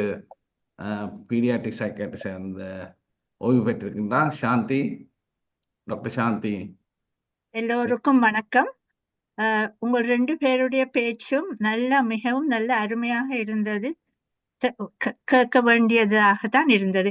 எனக்கு இன்றைக்கு கொஞ்சம் சுகம் இல்லை என்றபடியால் கதைக்கிறதுக்கு கொஞ்சம் தடை போடும். அப்ப அதை பார்த்து கொள்ள வேணும். அத போல என்னுடைய குடும்பத்திலையும் அங்களுடைய அம்மாவுக்கு மார்பு கேன்சர் வந்தது. அப்பாவ கொழும்பில இருந்தவ, நான் இங்க இருந்தது. உடனே மஹரகமை ஹாஸ்பிட்டல் என்று இலங்கையில இருக்கிற ஆக்களுக்கு தெரியும். அது ஒரு ஃபேமஸ் ஹாஸ்பிட்டல், கேன்சர் ஹாஸ்பிட்டல்ல போயிட்டு ட்ரீட்மெண்ட் எடுத்தவர். பிறகு என் சிஸ்டருக்கு இங்க கேன்சர் வந்தது, அது பிரஸ்டுக்கு. ஆனால் இப்பொழுது நான் கேன் என்று cancer association for the north and east என்று யாழ்ப்பாணத்துக்கு போயிட்டு வேலை செய்து கொண்டு வாரன். அங்க நீங்க முதல் சொன்ன மாதிரி விழிப்புணர்ச்சி தான் தேவை. இப்ப நாங்க ஆனால் அவர் அங்க வவனியா, முல்லைத்தீவு அங்க இருக்கிற கிராமங்களே இருக்கிற ஆக்களுக்கு மார்பில கொஞ்சம் தண்ணி வந்தால், ஒரு ரத்தம் கண்டால் அல்லது கீழே ரத்தத்தை கண்டால் பயப்படுவினம். ஏனென்றால் தெல்லிப்பல ஹாஸ்பிட்டல்ல தான் இருக்குது எங்களுக்கு யாழ்ப்பாணத்துல வாரதுக்கு. அவ்வளவு தூரம் வந்து அங்க யாழ்ப்பாணத்துல எங்க இருக்கலாம் என்று அது ஒரு யோசனை. அப்ப அவைக்கென்று நாங்கள் இப்போ ஒரு ஹாஸ்பிட்டல் நடத்துறோம். அங்க வந்து அவைய கூட்டிக் கொண்டு போயிட்டு ஹாஸ்பிட்டல்ல ட்ரீட்மெண்ட் எடுத்துக்கொண்டு வரையணும். ஆனால் ஹீமா சொன்ன மாதிரி, டாக்டர் ஹீமா, ஏர்லி டிடெக்ஷன் இல்ல. அப்ப நேரத்தோட வாரது இல்ல. அது ஸ்டேஜ் 3-4ல தான் வரையணும். அப்ப வந்தால் கடைசி காலத்துலதான் வந்து இறங்கினோம். அப்ப அப்படியான ஆக்களுக்கு. ஆனா எனக்கு நீங்க சொன்ன மாதிரி இப்ப யாழ்ப்பாணத்துல விழிப்புணர்ச்சி வந்துட்டதோ தெரியாது. இந்த மனவடுக்கு, அந்த ஸ்டிக்மா என்றது மிக குறைவு. அவ அதை அடக்கி வைக்கிறது. ஏனென்றால் எங்களுக்கு போயிட்டு வைத்தியம் செய்ய அது பெரிய கரைச்சல், எவ்வளவு நாளைக்கு இருக்க போறோமோ என்று அந்த எண்ணம் இருக்குது. கேன்சர் வந்தால் அதை தடுக்கிறதுக்கு ஒழிய இப்ப செய்யணும். ஆனால் அங்க வந்த இடத்துல கடைசி என் ஸ்டேஜ்ல வந்த ஆக்களுக்கும் இவைக்கும் சேர்ந்து இருக்க இப்படித்தான் நாங்களும் போறோமோ என்ற எண்ணத்தோட வருவினோம். என்றபடியா எனக்கு உங்களுக்கு இவ்வளவு கஷ்டம் வந்தது. எங்கட தங்கச்சிக்கு வந்தது மயிர் கொட்டுன்றது. அப்ப எங்கட மகனோ அவன் இருந்தபடின்னு சொன்ன, அம்மா கவலைப்படாதேங்க, நான் உங்களை முழுக்க போல்டா ஆக்கி விடுறேன். இப்ப கொஞ்சம் கொஞ்சமாக விழுந்து இருக்குது. அப்ப போல்டா ஆக்கி விட்டா அது நல்லா வளரும் என்று நாங்கள் எல்லாரும் போய் பார்த்த நாங்கள் ஒரு தடை இருக்க இல்லை. என்றபடியா எனக்கு சரியான துக்கம். உங்களோட ஜேர்னி, உங்களோட பயணம் இவ்வளவு கஷ்டமாக இருந்தது என்று தான் எனக்கு துக்கம். ஆனால் இப்பொழுது கவுன்சிலிங் என்று குரூப் தெரப்பி தான் மோஸ்ட் இம்பார்ட்டன்ட். கூட்டோட செய்து அந்த சேம் வருத்தம் இருக்கிற ஆக்களோடு சேர்ந்தா அவை அலாவலாவி தங்களுடைய வருத்தங்களை சொல்லிக்க அதுக்கு எவ்வளவோ மன நிம்மதி. ஆனா சிலருக்கு இண்டிவிஜுவல் கவுன்சிலிங்கும் நாங்கள் கொடுப்போம். என்றபடியா எனக்கு சரியான துக்கம். உங்களுக்கு இவ்வளவு கஷ்டம் வந்தது என்று, ஏன் கஷ்டம் வந்தது என்று தான் நான் யோசிக்கிறேன். எங்கட சமுதாயம் இப்ப அத தள்ளி வைக்கிறது குறைவு. அத ஓப்பன்லியா கதைக்கணும். அதுதான் நான் கவனிச்சிருக்கிறேன். என்றபடியால் அப்ப நாங்கள் இன்னும் விழிப்புணர்ச்சியை கொடுத்திருக்கிறோம். எல்லோருக்கும் ஒரு தொத்து வியாதி இல்லை என்று அதுவும் ஒன்று சொல்ல நான் இருக்கிறது. என்றபடியால் எனக்கு மிக்க துக்கம். உங்களுக்கு இவ்வளவு கஷ்டம் வந்தது என்று. என்னுடைய அம்மா கடைசி காலத்துல செத்தது கேன்சரால. அந்த கேன்சரால சாக இல்ல, ஹார்ட் ஃபெயிலியரால தான் செத்தது. எங்களுடைய தங்கச்சியும் இன்னும் நல்ல சுகமாக இருக்கிறார். அப்ப கேன்சருக்கு குட் ட்ரீட்மெண்ட் இப்ப இருக்குது. இப்ப ரிசர்ச் செய்து பல புது மருந்துகள் வந்திருக்குது. அப்ப தடுப்பு அதை பற்றி கவலைப்பட தேவையில்லை, பயப்பட தேவையில்லை என்றுதான் என்னுடைய அபிப்பிராயம். என்னுடைய அனுபவத்துல நான் சொல்றேன். அப்ப இன்னும் திரும்பவும் சொல்றேன், உங்களுக்கு இவ்வளவு கஷ்டம் வந்தது எனக்கு மிக்க துக்கம். சொன்ன மாதிரி இங்க வெரி அட்வான்ஸ் ட்ரீட்மெண்ட் இருக்கின்றது. ஆனால் நாங்கள் இங்க மெயினாக கதைக்க போறது இந்த ஏர்லி டிடெக்ஷன், அதாவது அந்த நீங்க ஸ்கிரீனிங்கு போக வேண்டிய அந்த அவேர்னஸை நாங்க கொடுக்க வேணும்ன்றதான். இப்ப கெலாவுக்கு கூட பாத்தீங்கன்னா அந்த மெமோகிராமுக்கு கெலா போனபடியால் தான் அந்த கேன்சரை வந்து ஏர்லியா டிடெக்ட் பண்ணி அவன் அட்வான்ஸ் ட்ரீட்மெண்ட் எடுத்து கூடியதாக இருந்தா அது வெரி குரூஷியல். அதைத்தான் நாங்கள் இங்க முக்கியமாக நாங்கள் எடுத்துக்கொள்ள முடியும் என்றால், எங்களுக்கு எந்த ஒரு சிம்டம் இருந்தாலும் நாங்கள் உடனடியாக போக வேண்டும். எல்லா ஸ்கிரீனிங் ஃப்ரீயாக எங்களுக்கு NHS இந்த வெல் டெவலப் இந்த கண்ட்ரில தர ஸ்கிரீனிங் போய் அந்த ஆப்பர்ச்சுனிட்டியை பார்க்க வேண்டும் என்ற இந்த மெயின் அவேர்னஸ் வந்து நாங்கள் எங்களுக்குள்ள சொல்லிக்கொள்ள வேண்டியது. Thanks doctor Shadi, thanks Kara. நான் இன்னொன்று சொல்ல வரும், யாழ்ப்பாணத்துல அந்த மெடிக்கல் ஸ்டூடெண்ட்ஸ நாங்கள் கூட்டிக் கொண்டு போயிட்டு இந்த கிராமங்கள்ல போயிட்டு அவ கதைச்சது, அப்ப அவைக்கும் அது ஒரு விழிப்புணர்ச்சியாக இருந்தது என்று அவையே சொன்னவர். என்ற அந்த மெடிக்கல் ஸ்கூல்ஸ்லயும் இதை பற்றி அவ்வளவு கூடுதலாக கதைக்க மாட்டினோம். அப்ப அவைக்கும் அது ஒரு உதவியாக இருந்தது. மற்றது தேங்க்யூ. அதே போல நீங்க முதல் சொன்ன அந்த மகி சென்டர் மூலமாக இப்ப என்னோட அங்கேயே ஒரே மாதிரி பிரஸ்ட் கேன்சர் வந்து சிகிச்சை எடுத்த கொஞ்சம் பெண்களை போட்டு அவர்கள் எங்களுக்கு ஒரு கோர்ஸும் தந்தினாங்க. அது வந்து coming out of the haze அதுக்கு பேர். என்னண்டா எங்களுக்கு அந்த கீமோதெரப்பியால எங்களோட பிரெயின் பாதிக்கப்பட்டிருக்குமென்ற ஆராய்ச்சிகள் சொல்லுது. 75% மேலதிகமான ஆட்களுக்கு கட்டாயமாக அந்த வீரியமான சிகிச்சைகளால மூளை பாதிக்கப்பட்டிருக்கும். அதுக்கு கீமோ பிரெயின் என்று சொல்றது. அந்த கீமோ பிரெயின் வந்து பிரெயின் ஃபொக் என்ன. அப்போ எனக்கு வந்து முதல் நாள்கள் நேரங்கள் எல்லாம் தெரியாத ஒரு காலப்பகுதியும் இருந்தது. எனக்கு இன்றைக்கு ஞாபகம், எங்களோட வீட்டுக்கு முன்னால வந்து காருக்கு பார்க்கிங் டிக்கெட் போட்டு தான் காருக்கு மண்டே டு ஃப்ரைடே சாட்டர்டே இருக்கும், சண்டேஸில் காருக்கு காசு போடுறே இல்லை. இப்போ நான் வெளியில் போய்க்கல ஒரு வயசு போனவர் நின்று காசு போட்டோன்ருக்கேன். நான் அவருக்கு சொன்னேன், you don't have to pay on Sundays and. அவர் சொன்னேன், thank you lovely, but today is Wednesday. இப்போ நான் எனக்கு ஒரு மாதிரி மனுஷனுக்கு நான் சண்டே என்று சொல்லி போட்டேன்னுட்டு, ஓ இஸ் இட் வெனிஸ்டே? அவர் சொன்னார், oh yes it is Wednesday, all day Wednesday and. அப்போ எனக்கு அந்த நாளுகள் பொழுதுகள் தெரியாத ஒரு காலப்பகுதியும் இருந்தது. அப்போ அதில் இருந்த இன்னொன்று வெளியில வரலாம்ன்றதுக்கான ஒரு கோர்ஸையும் எனக்கு தந்தவை. அதையும் நான் டாக்டர் ஹேமா புவி கேட்டதுக்காக நான் அதையும் ஒரு பதிலாக சொல்லிக் கொள்றேன். அந்த கீமோ பிரெயின்ல இருந்து வெளியில வாரத்துக்காக அது கனகாலமும் இல்லை, இப்போ ஒரு 2-3 மாசத்துக்கு முதல் தான் அந்த கோர்ஸை நான் செய்து முடிச்சேன். நான் அப்படியான ஒரு குரூப் டிஸ்கஷன் மாதிரி கொண்டு போற ஒரு சப்போர்ட் குரூப்புகளும் இங்க இருக்குது. இப்ப நான் சொல்ல போறது இன்னொன்னு கூட கதைக்கிறேன்னு தெரியாது. எங்களோட கேன் இன்ஸ்டிடியூட்ல நான் போயிட்டு இப்போ ஒரு கவுன்சிலர் வைக்கிறோம். கவுன்சிலிங்கும் வந்து ஒரு குரூப் கவுன்சிலிங் வைக்கணும் பேஷண்ட்ஸுக்கு. மற்றது மெடிடேஷன் சொல்லி கொடுக்கிறோம். அதுவும் மனதுக்கு ஒரு ஆறுதலாக இருக்கிறது. நிச்சயமாக அதுவும் ஒரு சின்ன விஷயம் நான் இதுல விட்டுட்டேன் நினைக்கிறேன். நன்றி எனக்கு அதை ஞாபகப்படுத்தினதுக்கு. நான் இங்க இப்ப மெடிடேஷன் தான், அதை நான் பாசிட்டிவ் அஃபர்மேஷன் என்ற பேர்ல நிறைய எங்களுக்கு யூடியூப்ல இருக்குது, ஆங்கிலத்துல இருக்குது, தமிழ்ல இருக்குது. நீங்க எதையும் கேட்கலாம். ஆனா ஒன்றை மாத்திரம் நான் திருப்பி திருப்பி கேட்கிறேன். என்றா தூக்கம் வராத நாட்கள்ல அதை போட்டு கேட்டுக்கொண்டு நித்திர கொள்ற ஒரு காலப்பகுதியும் எனக்கு இருந்தது. அது கிட்டத்தட்ட ஒரு மெடிடேஷன் தான். மைண்ட்ல இருக்கிற அந்த பாசிட்டிவிட்டியை இன்னும் கூட ஸ்ட்ராங் ஆக்கின ஒரு செயற்பாடு தான் நான் நினைக்கிறேன். பாசிட்டிவ் அஃபர்மேஷன்ஸ் நீங்க அடிச்சீங்களா நிறைய வரும் இதுல. இப்ப நான் வெளியில போய் அந்த மெடிடேஷனை மற்றவர்களோடு சேர்ந்து எனக்கு எடுத்துக்கொண்டு போக முடியாத ஒரு காலப்பகுதியில நான் அதை கேட்டுக்கொண்டுதான் நான் தூக்கத்துக்கு போகும்போதும் தூக்கத்தால் எழும்பும் போதும் அந்த பாசிட்டிவிட்டியை நான் திருப்பி கேட்டு இந்த மைண்டில் அதை பதிச்சு கொண்ட ஒரு காலப்பகுதியும் இருக்குது. அந்த மெடிடேஷன் என்றதுல நிறைய விஷயம் இருக்குன்னு நான் நம்புறேன். நான் நன்றி. வேறு யாராவது கேள்விகள் இருந்தால் கேட்கலாம். கௌதம புத்தர் தந்த சீடனிட்ட சொன்னாராம், இறப்பில்லாத ஒரு வீட்டில் போய் அரிசி எடுத்துக்கொண்டு வர சொல்லி. அது மாதிரி எங்களுக்கும் கேன்சர் இல்லாத, கேன்சரோட தொடர்பு இல்லாத ஃபேமிலி எவரும் இருக்க மாட்டேன். அவ்வளவு கோமன் கேன்சர் என்றதை தான் முதல்ல இந்த கிமா சொல்லி கொண்டு இருந்தால் 1 in 3 பீப்புளுக்கு கேன்சர் வர்றது. நாங்கள் இதை இலகுவாக எடுக்கக்கூடாது. ஏதாவது எங்கள்ட பொடியில் ஏதாவது சின்ன மாற்றம் இருந்தால் நாங்கள் அதை சீரியஸாக எடுத்து கொண்டு போவோம். இந்த கலாவின் கலா எனக்கு கனகாலமாக தெரியும். கலா மிகவும் ஹெல்த்தியானால், அவள் ஒரு உடம்பு பெருத்த ஆளும் இல்லை, ஒரு அந்த கேன்சருக்கான எந்த இதுவும் இல்லாத ஆளுக்கு கேன்சர் வந்திருக்கு. அவன் ஹெல்த்தியாக இருந்தவா, ஸ்மோக்கிங் இல்லை, சிகரெட், ஆல்கோஹால் இல்லை, ஒன்றும் இல்லாத ஆளுக்கு வரமான்னு சொன்னால் யாருக்கும் வரும். என்றதை இந்த உதாரணத்தால் நாங்கள் சொல்லலாம், கலா இந்த உதாரணமாக. ஆகவே யாரும் உங்கள அப்பிடைட் குறைஞ்சி பசியின்மை, வெயிட் குறைவு, மலம் போறதுல ஏதாவது மாற்றங்கள், இருமல் அப்படி இருந்தால் நீங்கள் கட்டாயம் அதை போய் ஒருக்கா செக் பண்ணி பாருங்க.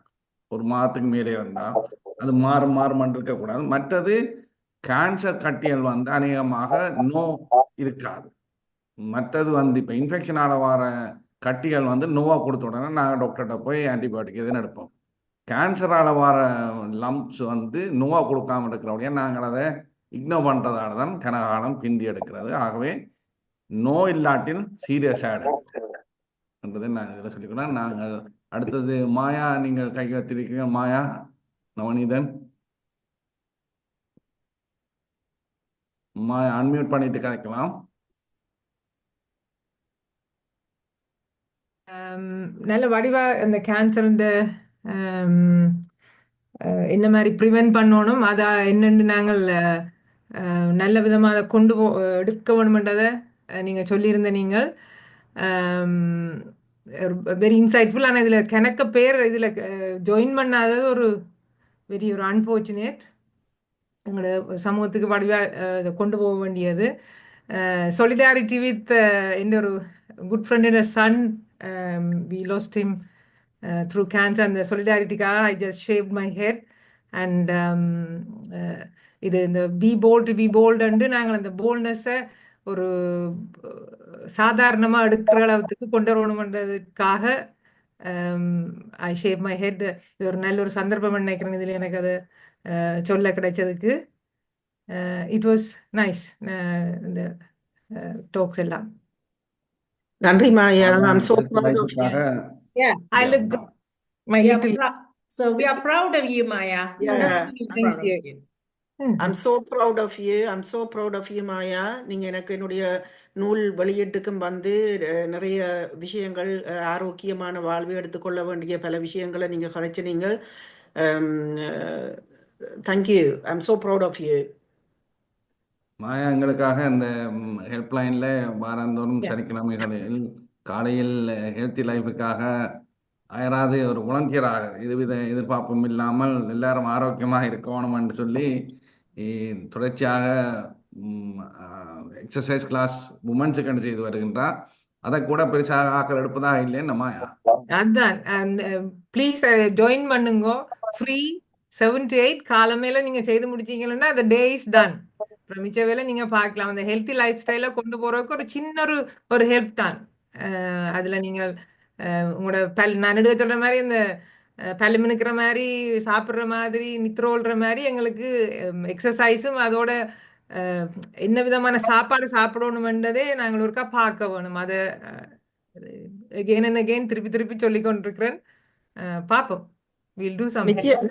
நிச்சயமா நல்ல விஷயம் மாயா. அதை நான் இதுல சொல்லிக்கொள்ள விரும்புறேன். இந்த மனதால பாதிக்கப்பட்டிருந்த ஒரு காலப்பகுதியில இந்த எக்ஸசைஸ் என்றது எனக்கு மீண்டும் என்ற சந்தோஷத்தை திருப்பி பெறக்கூடிய ஒரு சூழலைத்தான் எனக்கு உருவாக்கி தந்தது என்று நினைக்கிறேன். இன்றைக்கும் நான் இயலாத நேரத்திலேயும் மக்களோடு பேசாம இருந்த காலப்பகுதியில கூட இன்றைக்கு வரைக்கும் மழையோ காத்தோ புயலோ என்னுடைய நாய்க்குட்டியோடு நான் ஒரு பார்க்குக்கு நடந்து வரேன். அதுக்கு 45 நிமிஷம் குறைஞ்சது எடுக்கும். ஆனா எடுத்துட்டு வந்தா பிறகு உங்களுக்கு தெரியும் எங்களோட மனதில் இருக்கிற அந்த அந்த ஹோமோன்ஸ், ஹாப்பி ஹோமோன்ஸ் சுரந்து எனக்கு கொஞ்சம் ஒரு சந்தோஷத்தை தரும் அந்த நாள் முழுக்க.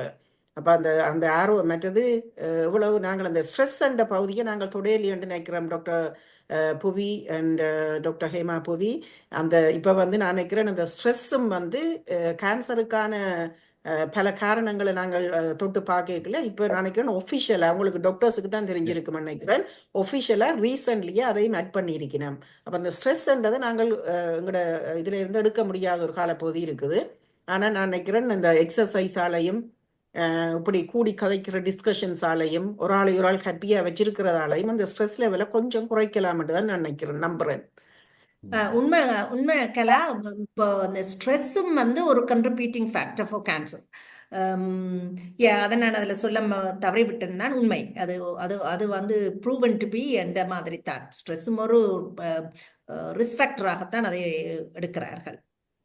இதுலயே ஒரு சட்டில் ஒருவர் ஒரு கேள்வி போட்டிருந்தார், தான் அந்த பவர் ஸ்கிரீனிங் கிட்ட மிஸ் பண்ணிவிட்டேன், எப்படி எடுக்கலாம் என்று. அது நீங்கள் உங்களோட ஜிபிட்ட கேட்டீங்கன்னா, அல்லது ஒரு அவியல் வந்து அந்த நர்ஸ் வந்து உங்களோட ஓட பண்ணி உங்களை கொண்டு வேற அனுப்பி விடுவினா, இல்லாட்டி power screening south west London அடிச்சு அந்த போன் நம்பர் அடித்தீங்கன்னாலும் அதுலேயும் ஓட பண்ணலாம். நாங்கள் எங்களோட மெடிக்கல் செக்ரட்டரி மேல அடிச்சு ஓட பண்ணி விடுறவ. அப்ப நீங்க ஜிபிட்ட கண்டெக்ட் பண்ணாலும் சரி. தேங்க்யூ. காந்திமதி, நீங்கள் கதைக்கலாம். மிகவும் அருமையாக நான் ஹேமாவை நான் மாயாண்டு எழுதி விட்டுட்டேன்.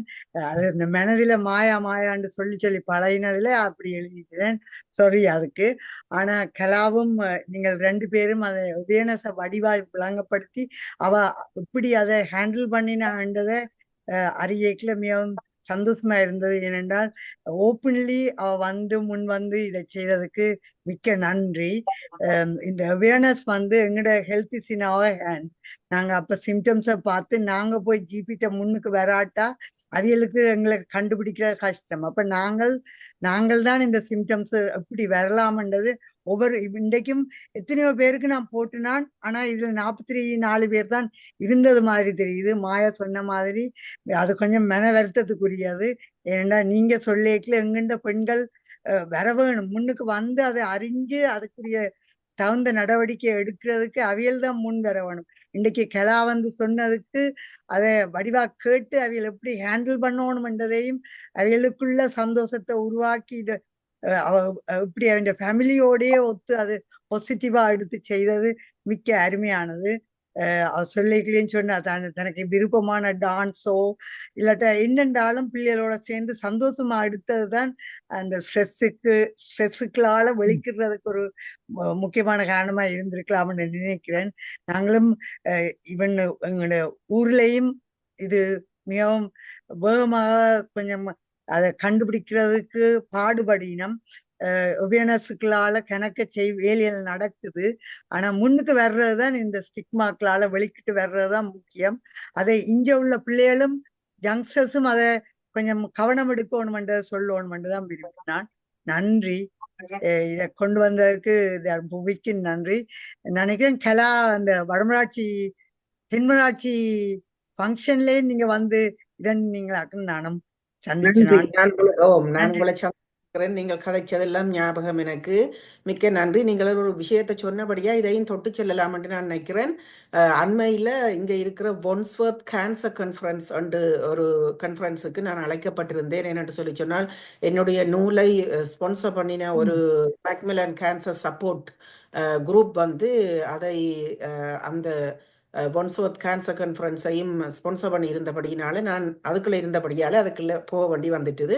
எனிவே போக வேண்டி வந்துட்டு தானே நான் சந்தோஷமாக தான் சொல்கிறேன். அது ஒரு பெரிய ஒரு கான்ஃபரன்ஸ். அதில் வந்து அவையில் நிறைய ஹெல்த் ப்ரொஃபஷனல்ஸை கூட்டிக் கொண்டு வந்திருந்தேன். அதில் ஒரு முக்கியமான கேள்வி என்னென்னா இந்த ஹெல்த் சர்வீசஸில் இருக்கிற இன்இக்வாலிட்டிஸ், அதாவது தனிய வெள்ளைக்காரர்களுக்கும் மட்டும்தான் நீங்கள் நல்ல சர்வீஸை கொடுக்குறீங்க, எங்களோட கருப்பாக்கள் அல்லது ஏஷியன்ஸ் வந்தால் கடைசி நேரத்தில் பார்த்துட்டு அவர்கள் நிறைய இறக்குறார்கள்.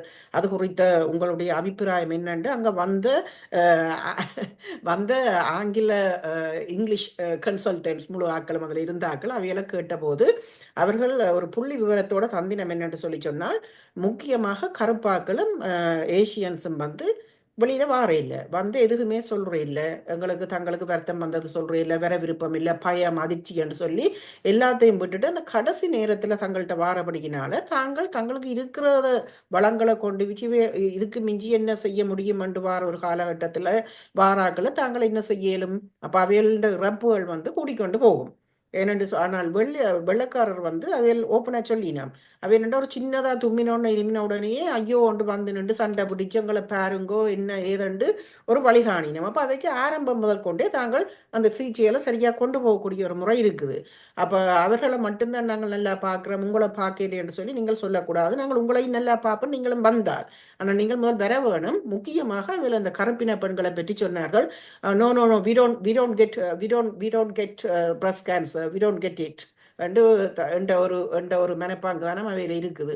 ஏனென்று சொல்லிச்சுன்னா எங்களுக்கு வரவே வராதுன்ற ஒரு திடமான நம்பிக்கை. அப்போ அவைக்கு வந்த பிறகும் அவை அதுக்கு அக்செப்ட் பண்ணுறதுக்கு அவைகளால் முடிகிறே இல்லை. அந்த டினாயல் என்ற ஒன்று இருக்குது. என்ன அது இப்போ எங்களுக்கும் மாறது தானே. முதல் வந்த உடனே வந்துட்டு அப்போ இது இல்லை, இது இப்படியா இருக்காதுன்ட்டு நாங்கள் நிற்க வேணும்னு சொல்லி நிற்கிறோம். அப்படி அல்ல அந்த சில விஷயங்கள். அப்போ அந்த இன்இக்வாலிட்டிஸ் இன் ஹெல்த் சர்வீசஸை பற்றி அவர்கள் மிக விவரமாக அங்கே சொல்லியிருந்தினோம். அப்போ அறவாசி எங்களில் தான் இருக்குது. நாங்கள் இந்த இப்படி இந்த இவ்வளவு நேரமும் டாக்டர் ஹேமா புவி விளங்கப்படுத்தின மாதிரி அந்த முற்கொண்டே அதை ஒன்று வந்துட்டு தான் தெரிஞ்ச உடனே அங்கே போகிறது தான் சரி. அல்லது அதுக்கு முதலும் ஸ்கிரீனிங் சர்வீசஸ் எல்லாம் இருக்குது, பாவிச்சு கொள்ளுங்கோ. இங்கே உங்களோட இந்த வேறு நாடுகளில் இருக்கிறாக்களுக்கும் அங்கங்கே இருக்கிற அந்த சர்வீஸ்கள் இருக்கும். அதுகளை நீங்கள் கட்டாயமாக பாவித்து கொள்ள வேணும். இல்ல இதுக்கெல்லாம் நீங்க சொன்னது உண்மை. இப்ப என்ன நான் இந்த சர்ஜரி பாப்புலேஷன்ல பாத்துறேன்டாலே நீங்க சொன்ன மாதிரி இந்த மைனாரிட்டி எத்னிக் குரூப் ஆக்கள் வரும்போது ஆல்ரெடி கூடியிருக்கும், அல்லது அவர்கள் வருவது இல்லை. அது டினையல் என்பது ஒரு இது. எங்கட சமுதாயத்திலும் நாங்கள் இடையில காலத்தில் நாங்கள் பிஸியா மற்றதுகளில் ஃபோக்கஸ் பண்றதால எங்களை கவனிக்கிறது கூட வேற. அதுக்கு அது ஒரு முக்கிய காரணம். இதை நாங்கள் இது வெளியில கொண்டு வந்து எங்களோட ஆக்களுக்கு கதைக்கிறதுக்கு காரணமே ப்ளீஸ் நீ இது இந்த இம்பார்ட்டன்ஸ் அவைக்கு தெரிய வேணும் என்பதான். அதே போல வேற குரூப்களில் நாங்கள் கதைக்க வேணும். இது வெரி இம்பார்ட்டன்ட் நீங்க சொன்ன மாதிரி. தேங்க்ஸ் கலா. காந்திமதி நீங்க சொன்னீங்க இன்றைக்கு ஆக்கள் குறைவாண்டு பரவாயில்லை. ஆனா இந்த வீடியோ வேற இந்த யூடியூப் இதை நீங்கள் எல்லாரும் இதெல்லாம் மற்றவங்களுக்கு தெரிந்த எல்லாருக்கும் பயந்து கொள்ளுங்கள். அவைகளுக்கு ஒரு தேவை வரும் பொழுது அவர்கள் அதை பார்ப்பார்கள் என்ற நம்பிக்கை இருக்கு. இப்ப எல்லாம் டிக்டாக்ல 2 மினிட்ஸ்ல தான் பார்க்கக்கூடிய நேரம் இருக்கு ஆக்களுக்கு. அதுக்கு பழக்கப்பட்டவர்களுக்கு இந்த 1.5 மணி நேரம் இருந்து கேட்க போறது இல்லை தான்.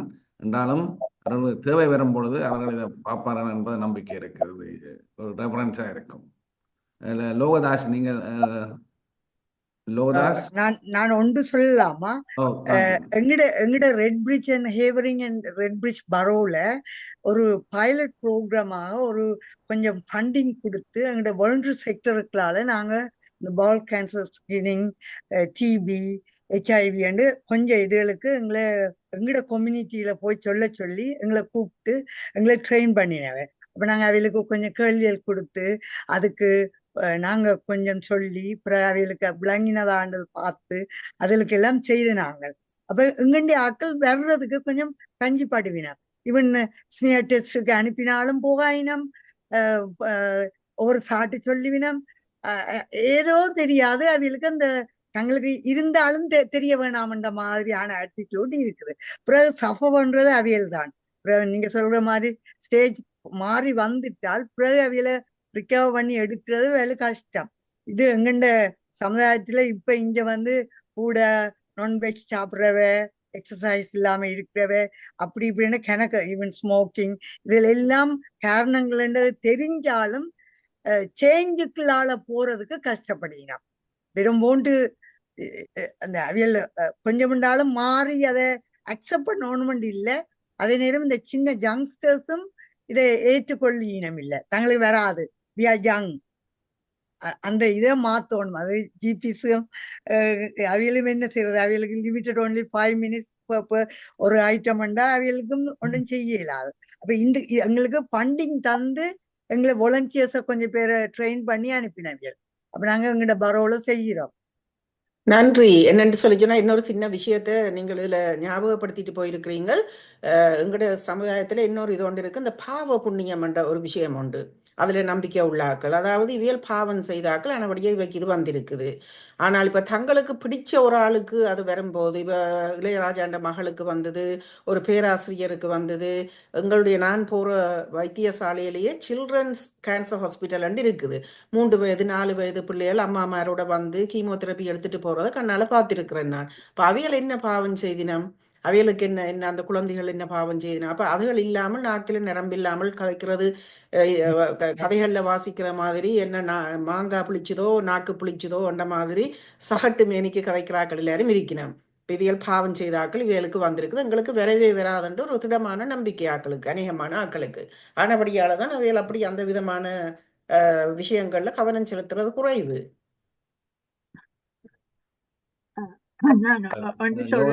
நீங்க சொல்றது கலா முழுக்க வடிவாக சொன்னீர்கள். ஆனால் இதே காரணத்தால தான் நான் சைக்காட்ரிஸ்ட் என்ற முறையில சொல்றேன். மனநோயும் இருந்தாலும் அதை எங்களோட கதைக்க தயங்குகிறார்கள். அப்ப புற்றுநோய் ஒன்று இப்ப கதைச்சினாங்க, புற்றுநோயை போல மனநோயை பற்றியும் கதைக்க தயங்குகிறார்கள். மற்றது சின்ன பிள்ளைகள் என்றால் என்ன சொல்றார்கள், எங்கட சமுதாயத்துல எங்கட கலாச்சாரத்துல புண்ணியம் பாவ புண்ணியம் இந்த பிறப்பில இல்ல, போன பிறப்பில நீ செய்தபடியால் தான் வந்த என்றும் கதை இருக்கிறது என்றபடியா நான் அதை எடுக்க இல்ல. நீங்க சொன்ன மாதிரி மற்றது ஸ்ட்ரெஸ் ஃபேக்டர் இஸ் இம்பார்ட்டன்ட். அதுக்கு மெடிடேஷன் இஸ் குட் திங். இப்ப இந்த எங்கட பிரமிட் மெடிடேஷன் குரூப் என்று ஒவ்வொரு நாளும் 3 தடவை மெடிடேஷன் செய்யணும். அது யாரும் வந்து செய்யலாம்.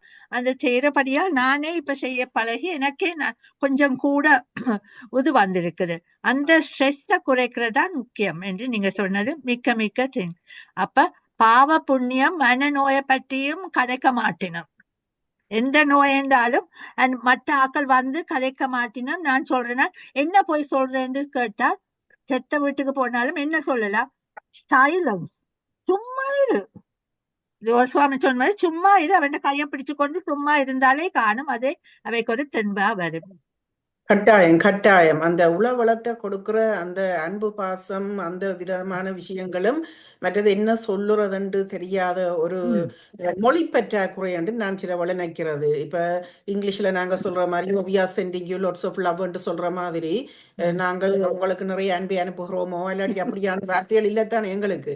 அப்ப எங்களுக்கு அது ஒரு பிரச்சனை. என்ன அது மாதிரி நீங்க சொன்ன மாதிரி இப்ப கையை பிடிச்சு கொண்டு இருந்தாலே அல்லாட்டி ஈவன் என்னுடைய கையை சும்மா பிடிச்சிட்டு போயிருந்தாலே அந்த காலத்துல எனக்கு சரியான தெம்பொண்டு வந்திருக்கும். புனிதா, நீங்கள் உங்களோட கருத்தை சொல்லலாம். இல்ல அந்த பாவ புண்ணியம் அந்த இதுலதான் நான் பாவ புண்ணியத்தை விட ஆக்களுக்கு அந்த ஸ்டிக்மா தான் கூட வெளியில வார இல்லை. அவையில அந்த நிக்கிற தங்களுக்கு வருத்தம் என்று வெளியில தெரிஞ்சால் சமூகத்துல தங்களே ஒரு இத பாப்பினம் என்று அந்த ஒரு இதுல வெளியில வார இல்லை. மற்றது கலாண்டு அந்த நோபல் கோர்ஸ் அவ அந்த புத்தகத்தை இதண்டு எழுதி மெட்டாக்களுக்கு அதை சொன்னது ஒரு பெரிய காரியம். அதுல பிறகு அதுல வர அந்த கலெக்ஷன்ஸை she is contributing to the cancer patients, she is giving it back. அது we have to applaud for that. Well done Kala. And நீங்கள் செய்த அந்த எல்லாருக்கும் ஒரு முன்னுதாரணமா இருக்கிறீங்க. அந்த உளநலம் தான் முக்கியம். அந்த நீங்க உங்களோட positive mental attitude is what kept you going. And everyone should, whether you are ill or not, have that positive mental attitude. அதான் இந்த மெசேஜ். தேங்க்ஸ் புனிதாக்கா, உங்களுடைய இதுல கலந்து சிறப்பித்ததுக்கும் நல்ல வார்த்தைகளை எங்களுக்கு சொல்லி எங்களோட இணைந்து கொண்டதுக்கும் நன்றி. நீங்க அதுல நெடுக இருக்கிற ஒரு ஆள் தான். உங்களுக்கு இது புதிதான விஷயம் இல்லை. நான் தான் இதுல வந்து புதுசா இணைஞ்சு கொண்டிருக்கிறேன். இன்றைக்கு நான் பார்க்கறது தான், இந்த நிகழ்வுகளை பார்க்குற ஒரு ஆள் தான் தொடர்ச்சியாக. நன்றி புனிதாக்கா.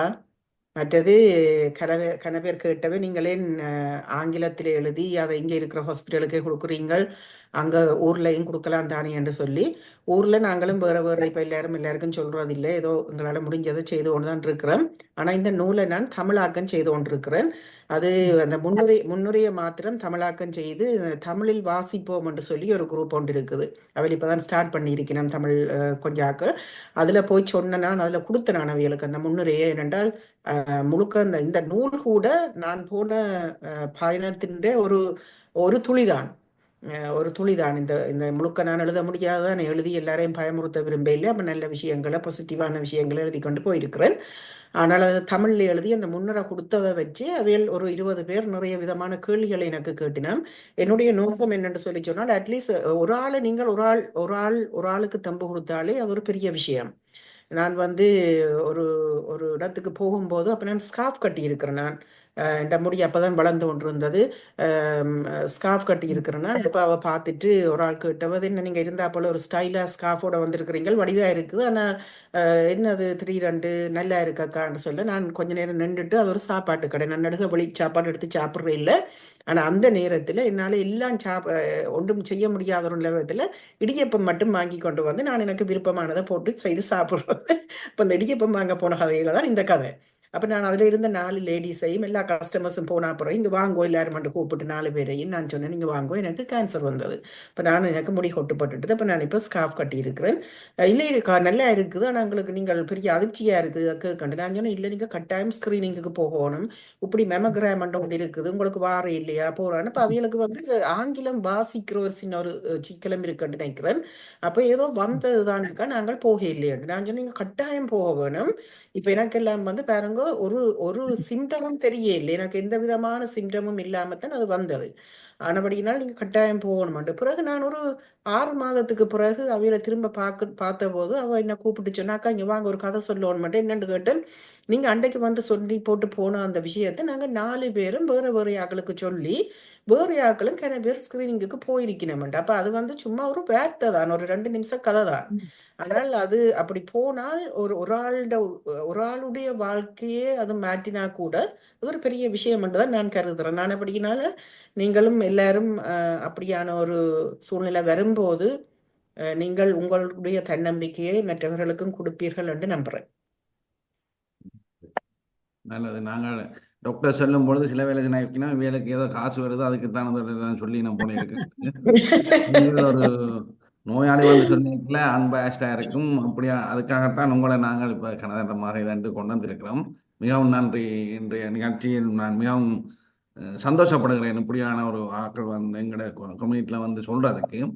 நீங்க சொன்ன மாதிரி நாங்கள் இந்த அறிவியல் தகவல் அரங்கத்தை தமிழ்ல நடத்துறதுக்கு காரணம் எங்களோட தமிழ் மக்களுக்கு ஆங்கிலம் புலமை இல்லாதவர்களுக்கு இது போய் சேர வேணும் என்பதற்காகத்தான் நாங்கள் சொல்லுகிறோம். இங்கே ஆங்கிலத்தில் தெரிந்தவர்கள் என்னத்தை மறந்து கொள்ளலாம். இப்ப இது உண்மை உண்மை. அதுல ஒரு சின்ன சாரி டு இன்டரப்ட் யூ, நான் இதுல நிப்பாட்டுறேன் என்று சொல்லி சொன்னா அதுதான் அந்த விஷயம். என்னத்துக்காக அதை நான் தொடங்கினா பிரகடையில வேற எங்கேயோ போயிட்டேன். நான் வந்து இந்த இயலாத கேன்சர் ஜேர்னியா இருக்கும்போது அந்த ஜேர்னியில போகும்போது நான் மற்றவர்களுக்கும் சொல்லிக்கொள்ள விரும்புறது என்னன்னா, ஒரு ஜேர்னல் ஒன்று எழுதி கொண்டு வந்து நான் சும்மா ஒரு கொப்பி ஒரு நோட் புக் எடுத்து அந்த நோட் புக்கில் ஒவ்வொரு நாளும் டேட்டை போட்டு இன்றைக்கு எனக்கு கன்சல்டன்ஸ் ஒன்கோலஜிஸ்ட் என்ன எடுக்க சொல்லி சொன்னது, என்ன மருந்தில் நான் இருக்கிறேன், என்னத்தை மாற்றினோம், சில வேளை எனக்கு அது ஒத்து வேற இல்லைன்னு மாற்றி இருக்கணும், அது எல்லாத்தையும் ஒரு டேட்டை போட்டு எழுதுங்கோகலான்னு சொல்லி என்னுடைய ஒரு ஃப்ரெண்ட் ஒரு ஆள் ஒரு ஹெல்த் செக்டரில் இருக்கிறவர் சொன்னா போல நான் எழுதி கொண்டு வந்து நான் என்னென்னா நான் தனியே இருக்கிறேன். நான் அப்போ தச்சமயம் எனக்கு இது நடந்து ஆம்புலன்ஸ் வந்து என்னை ஏற்றி கொண்டு போகின்ற போது ஹாஸ்பிட்டலுக்கு இடையில டேட்டா எல்லாம் இருக்கும், அதெல்லாம் இருக்கும். ஆனால் டெக்னாலஜி எங்கேயும் எப்பவும் பலதாக போகலாம். அதே நேரத்தில் எனக்காக கதைக்கிறதுக்கு அட்வொகேட் பண்ணுறதுக்கு அங்கே ஒரு தரம் வர மாட்டினேன். இப்போ நான் அதை எழுதி வச்சிருக்கிறது வந்து உதவும் என்ற ஒரு ரீதியில நான் எழுதி கொண்டு வந்தேன். பிறகு அதுக்குத்தான் நான் அதை கொஞ்சம் எலாபரேட் பண்ணி இந்த புத்தகமாக்கி இருக்கிறேன். மற்றது இது இப்படி ஆங்கிலத்தில் எழுதினபடினால பல சொசைட்டிக்குள்ள வேற இனத்தவர்களிடையும் போய் இப்போ 200 புத்தகத்துக்கு மேல வெளியில போயிட்டு என்னட்ட இப்போ புத்தகங்கள் இல்லை கையில. எனக்கு ஒரு ஆசைக்கு ஒரு 10 புத்தகம் வச்சிருக்கிறேன் நான், அவ்வளவுதான். இப்போ இந்த புத்தகத்தை வித்த காசு நான் வந்து ரோயல் மாஸ்டனுக்கு டொனேட் பண்ற மாதிரி அதை தமிழ்ல எழுதி தமிழாக்கம் செய்யும் போது அதை நீங்கள் யாராவது உங்களுக்கு வேணுமென்று சொல்லி சொன்னால் நீங்கள் வித்து எனக்கு ஒரு காசும் வேண்டாம். இப்ப நான் செய்கிற மாதிரியே எங்களுக்கு அந்த கேன் அந்த ஆர்கனைசேஷனுக்கோ அல்லாட்டில் வேறு ஏதாவது ஒரு தமிழ் ஆர்கனைசேஷனுக்கு அங்கே இருக்கிற கேன்சர் பேஷண்ட்ஸுக்கு கொடுக்குற மாதிரியாக நீங்கள் எடுத்துக்கொள்ளலாம். அதையும் நான் இப்போ சொல்லி வைக்க விரும்புகிறேன். அது ஒரு எனக்கு ஒரு உத்வேகத்தை அளிக்கும் என்று நினைக்கிறேன். அதை அந்த டிரான்ஸ்லேட் பண்ணி எழுத வேணுமென்றது. மற்றது அதே இந்த புத்தகத்தை டிரான்ஸ்லேட் பண்ணி தரவா தமிழ்ல என்று கேட்டாக்களுக்கும் நான் சொன்னது நீங்கள் டிரான்ஸ்லேட் பண்ண வேண்டாம், ஏன்னா நான் தமிழ்ல எழுதுகிற ஒரு ஆள் தான், தமிழ் தாராளமாக எழுதுகிற ஒரு ஆள் தான். ஆனா இதை அப்படியே நாங்கள் தமிழ்ல கொண்டு வர முடியாது. ஏனென்று சொல்லி சொன்னா இங்க இருக்கிற பல ட்ரீட்மெண்ட்ஸ் விஷயங்கள் வந்து அங்க இல்லை. அப்ப நாங்கள் அங்கே எழுதும் போது கூட உளவளன் சார்பாகவும் மற்றது அந்த வரமுன் காக்க வேணும் என்ற ஒரு நோக்கத்தை வச்சும் என்னுடைய பயணத்தின் மூலம் அந்த மனத்தை உறுதியாக வச்சு கொள்ளுங்கன்றதை வச்சுதான் நிறைய விஷயங்கள் நான் எழுத விரும்புறேன் தமிழ்ல. ஆனபடினாலதான் அது அந்த உடனடியாக வேறு யாரும் டிரான்ஸ்லேட் பண்றது நான் விரும்ப இல்லை. ஏனென்றா எனக்குத்தான் தெரியும் என்ன செய்தால் நீங்கள் அங்க இப்ப நினைக்கிறேன் நான் சிலோன்ல இருந்தாலும் நான் இப்படித்தான் இருந்திருப்பேன் நினைக்கிறேன். இருக்கிற அந்த கொஞ்சம் நஞ்ச ஏதோ ஒரு வளங்களை வச்சு ஏதோ ஒரு எனக்கு தார ட்ரீட்மெண்ட்ஸை வச்சு ஏதோ ஒரு விதத்துல நான் இப்படித்தான் இருந்திருப்பேன்ன்றதை நான் நம்புறபடினால நான் அதை தமிழ்ல நான் தான் கொண்டு வர வேணும். அதையும் நான் இதுல ஒரு பதிவு செய்யலாம் என்று சொல்லி நினைச்சேன். நல்லது. இதுல மிஸ்டர் தங்கராஜா இருக்கிறார் கேன் சார்பில். தங்கராஜா, நீங்கள் இதை எடுத்து இந்த ப்ரொஜெக்டை செய்யறதை நல்ல மட்டும் நினைக்கிறீங்களா? ம். தங்கராஜா அன்மியூட் பண்ணியிருக்காக்கலாம். காந்திமதியும் இருக்கிறா. காந்திமதியும் கேன்யூகே சாந்தி இருக்கிறா. டாக்டர் சாந்தி கணவர் இருக்கிற கேனோட சம்பந்தப்பட்டவர்களும் நாங்கள் அது ஒரு நல்ல ஒரு நோபல் Alright. கோர்ஸ். ஓகே புவி தங்கராஜா வந்திருக்கிறார். ம். ஓகே மிகவும் வரவேற்கத்தக்க விஷயம். இன்றைக்கு நடந்த ப்ரோக்ராம் ஒரு ஒரு வெரி டச்சிங் ஃபார் மீ. எனக்கு கேன்சரில் ஒரு 95ஆம் ஆண்டில் இருந்து இந்த கேன்சரால் சம்பந்தப்பட்ட விஷயத்தில் நான் ஈடுபட்டு கொண்டு வருகிறேன். அது இந்த அனுபவங்களை பார்க்கல மிகவும் டச் பண்ணி கொண்டிருக்குது. ஒரு முக்கியமான விஷயம் ஒன்று சொல்ல விரும்புகிறேன். இந்த புத்தக விஷயமாக அதை நாங்கள் நிச்சயமாக பரிசீலிப்போம். தமிழில் பரிசீலிக்கிறதுக்கு அதை பதிவு செய்யறதுக்கு எவ்வளவு கோஸ்ட் ஆகும்னு சொன்னால் அதை ஸ்பான்சர் செய்யறதுக்கு நாங்கள் ஒரு வழி செய்வோம். ரெண்டாவது, இதுக்கு முக்கியமான காரணங்கள் நான் பார்த்த அளவில் கல்ச்சுரல் நைவீனஸ் எங்களோட சொசைட்டி. அதை எப்படி எலிமினேட் பண்றதுக்கு ஒரு வழி இருந்தால் மிகவும் வெரி இம்பார்ட்டன்ட். இதை எப்படி நீங்கள் அந்த கல்ச்சுரல் நைவீனஸ் தான் அந்த காரணம் எல்லாத்துக்கும். அதனால அந்த ஏர்லி டிடெக்ஷனை எங்களோட சமுதாயம் பெற்றுக்கொள்ள முடியாமல் இருக்கு. அறிவு இன்மை, அதை எப்படி நீங்கள் அதுக்கு வழிகாட்டுவீங்கன்ற ஒரு சொல்லுங்க. ஏனென்றால் எனக்கு ஒரு அனுபவம் என்னென்றால், கேன் ஏர்லி டேஸ்ல வீடு வீடாக போய் ஹோம் கேர் செய்தது. அப்போ கேன் என்று சொல்லி எழுதப்பட்ட வேன்லையோ அந்த ஆம்புலன்ஸ்ல போய் வீடு வீடா செய்யக்கில்ல, அந்த உதவியை செய்யக்கில்ல அந்த வீட்டில் உள்ளவர்கள் இனிமேல் எங்களுக்கு உதவி செய்த வேண்டாம், ஏனென்றால் நீங்கள் இந்த கேன் என்று கேன்சர் என்று எழுதி கொண்டு ஒரு வாகனத்துல வாரீங்கள், அந்த வாகனத்துல வந்தால் எங்களோட புள்ளியல் கல்யாணம் கட்ட முடியாது. இது ஒரு பெரிய தாக்கம் எங்களோட சமுதாயத்துல. எனக்கு வேற இடம் தெரியாது, யாழ்ப்பாணத்துல நடந்த விஷயங்களை பற்றி தான் என்னால் சொல்ல இயலும். இது இப்படியான தாக்கங்களை நீங்கள் இதுதான் ஐ கால் இட் கல்ச்சுரல் நைவீனஸ். இது இன்னும் இருக்குது அங்க. எவ்வளவு கேன் அவேர்னஸ் செய்தது 95க்கு பிறகு. ஞாபகம் இருக்கு நினைக்கிறேன், doctor Sivaraja he took it to Jaffna campus எங்களோட கரிக்குலத்தை. அப்ப இது நாங்கள்லாம் செய்த நாங்கள் பல முறையில பல வழியில செய்த நாங்கள், ஆனா பெரிய தாக்கத்தை இன்னும் உருவாக்கல. This is my experience. I am giving it to everybody. Education தான் எஜுகேஷனால தான் கடைசியாக நாங்கள் மாற்றத்தை உருவாக்கலாம் என்பதால் நாங்கள் இந்த நாலேஜ் அண்ட் இன்ஃபர்மேஷன் போறதுன்ற நோக்கமே நாலேஜ் ஷேரிங். இன்ஃபர்மேஷன் திருப்பி அடிக்க அம்மீன் நகர்மன்ற மாதிரி நாங்கள் அறிவா மட்டும்தான் கொடுக்கிறோம். அறிவு தேங்க்யூ. நான் என்னென்றால் அதில் ஒரு விஷயம் சொல்ல விரும்புகிறேன். நீங்க சொல்றது சரி. நீங்க 95ஆம் ஆண்டை பற்றி கதைக்கிறீங்க. ஆனா இன்றைக்கு இப்போ ஒரு 6 மாசத்துக்கு முதல் கூட என்னோட இதே மாதிரி கேன்சர்ல ஜேர்னியில 25 வருடங்களுக்கு முன் பயணித்த அந்த அக்கா எனக்கு சொல்லியிருந்தா, ஒரு இடத்துல 2 பேருடைய திருமணம் நிச்சயிக்கப்பட்டு அந்த வெட்டிங் முன்னுக்கு அந்த கொஞ்சம் முன்னுக்கவியல் போற ஒரு காலப்பகுதியில இடையில போய் ஒரு ஆள் நிப்பாட்டினதாமேன்னு சொல்லி சொன்னா, ஐயோ நீங்க மறந்துட்டீங்களோ, அந்த அவனுடைய அம்மாவுக்குத்தான் இப்ப ஒரு 10 வருஷத்துக்கு முதல் பிரஸ்ட் கேன்சர் வந்தது, நீங்க அந்த ஃபேமிலியிலேயா பொம்பளை எடுத்திருக்கிறீங்கள் என்று சொல்லி யோசிச்சு பாருங்க. இவ்வளவு ஒரு வளர்ச்சி அடைந்த பண்பாட்டிலும் நாகரிகத்திலும் வளர்ச்சி அடைந்த ஒரு நாட்டில நாங்கள் இருக்கிறோம். ஆனால் இந்த நாட்டில இருக்கிற நல்ல விஷயங்களை எடுத்து அதை நாங்கள் எங்களோட சமுதாயத்துக்கு கொடுக்க முடியாத ஒரு இடத்துல இருக்கிறோம் நினைச்சு நாங்கள் என்ன செய்யறது? வெட்கப்படத்தான் முடியுது. அந்த திருமணம் குழம்பிட்டு அமேன்னு சொல்லி சொன்னால், இவருக்கு இந்த இந்த இந்த ஃபேமிலியில கேன்சர் வந்தபடினால இங்க நாங்கள் இதை எடுக்கக்கூடாது என்ற ஒரு இது ஒன்று இருக்குது. பட் டாக்டர் புவி சொன்ன மாதிரி இது எஜுகேஷனால தான் நாங்கள் கொண்டு போகலாம்னு நினைக்கிறேன். இன்னும் எங்களுக்கு தமிழ் பள்ளிக்கூடங்கள்ல இதுகள் எல்லாம் தொடங்க இல்லைன்னு நினைக்கிறேன். கேன்சர் வந்து சொல்லி தெரிஞ்ச உடனேயே எனக்கு 2022 ஆகஸ்டில் தான் நான் பயோப்சிக்கு எல்லாம் போனது. செப்டம்பரில் எனக்கு டயக்னோஸ் பண்ணியாச்சு. நான் படிப்பிக்கிற ஸ்கூலில் கிட்டத்தட்ட 1000 குழந்தைகள் படிக்கணும். பிரைமரி ஸ்கூல்னு 1000 குழந்தைகள் படிக்கணும். அதுக்கு பிறகு வந்த அந்த அக்டோபரை அவையல் பிரஸ்ட் கேன்சர் ஃப்ரைடே என்று சொல்லி, அது அக்டோபரில் ஒரு இங்கே கேன்சர் மந்த் என்று சொல்லி கொண்டாடுறபடினால அன்றைக்கு எல்லா பிள்ளைகளுமே பிங்க் ஃப்ரைடே என்று சொல்லி பிங்கில உடுப்பு போட்டு கொண்டு வந்து எல்லாரும் ஒரு ஒரு பவுன்ஸ் கொடுத்து அதை பற்றி ஆசிரியர்கள் வகுப்பில் கதைச்சு என்ன பற்றி கதைச்சு இப்படி என்ன அவைக்கு மிஸ்ஸஸ் ஸ்ரீரஞ்சன் சொல்ல கஷ்டம். அப்போ மிஸ்ஸஸ் அண்ணிவினா மிஸ்ஸஸ் ஸ்ரீரஞ்சன் என்று சொல்லிவினா ஒர்க் எப்படி கேன்சர் வந்திருக்குது, அப்போ கேன்சர்ண்டா என்ன, நாங்கள் என்ன செய்யணும்னா அந்த சின்ன பிள்ளைகளுக்கு கணக்க சொல்லி பயமுறுத்த தேவையில்லை, ஒரு கொஞ்சம் சொல்லிக்கல. இப்போ அவைகளுக்கு ஒரு இதோண்டு வருமா எங்கட அவைகளும் கதைக்கணும் என்ன உங்களோட நேனுக்கு வந்தது, எங்களுடைய அம்மாவுக்கு வந்தது, எங்களுடைய அப்பாவுக்கு வந்தது என்று சொல்லி அந்த அந்த ஒரு அவேர்னஸ் அந்த சின்ன வயதிலிருந்து நாங்கள் கொடுக்குறோம். அதே மாதிரி எங்களோட தமிழ் சமூகத்திலையும் எங்களோட தமிழ் பள்ளிக்கூடங்கள்லையும் இதுகளை பற்றி கதைக்கிறதுக்கு தமிழ் ஆசிரியர்களும் முன்னுக்கு வர வேணும். அந்த ஆர்கனைசேஷன் சும்மா தமிழை வந்து தனியாக இலக்கியங்களை படிப்பிச்சு கொண்டு போறதுல ஒரு பிரயோசனமும் இல்லை. என்னென்று சொல்லி சொன்னா பண்பாடு, நாகரிகம், அன்பு, பாசம், அந்த குடும்பத்தை என்னென்று ஒரு அந்த அந்த சமூக கட்டுமானத்தை என்னென்று மனித நேயத்தோட வளர்க்கிறது என்றதையும் தமிழ் பள்ளிக்கூடங்கள் சொல்லிக் கொடுக்கணும்ன்றதை நான் விரும்புறேன். அதே வேளையில இந்த அவேர்னஸ் வந்து ஹீலிங் ப்ரோசஸை சமய ரீதியாகவும் கொடுக்க வேண்டும் என்று என்னுடைய ஒரு விருப்பம். சமய தவறவர்கள் கொடுத்தால்தான் இந்த கல்ச்சரல் நைவீஸ்னதை ஒழிக்கலாம் என்றது என்னுடைய ஒரு அபிப்பிராயம். இதுக்கு என்ன மறுபடியும் சொல்றீங்க? அதுவும் கேட்கறதுக்கு நல்லா தான் இருக்கு. அது ஒரு நல்ல ஒரு தளம். என்னென்று சொல்லி சொன்னால் இப்ப என்ன பொறுத்த வரைக்கும் நானும் ஒரு மிக என்னென்று சொல்றது இனி இல்லையண்டு ஒரு சமயத்தோட இறுக்கமான ஒரு ஃபேமிலியில தான் I was born and brought up in a very typical Hindu family. சின்னன்லயே கூட்டி கொண்டு போய் என்னது சொல்றது இதெல்லாம் தந்துட்டு நம்ம இந்த பூசிகள் எல்லாம் தந்து மச்சம் சாப்பிடி என்னதுக்கான சொல்றேன்னா இந்த பாவ புண்ணியம் என்று கதைக்கிறதுக்காண்டிதான் இந்த அழுத்தத்தை உங்களுக்கு கொடுக்குறேன்.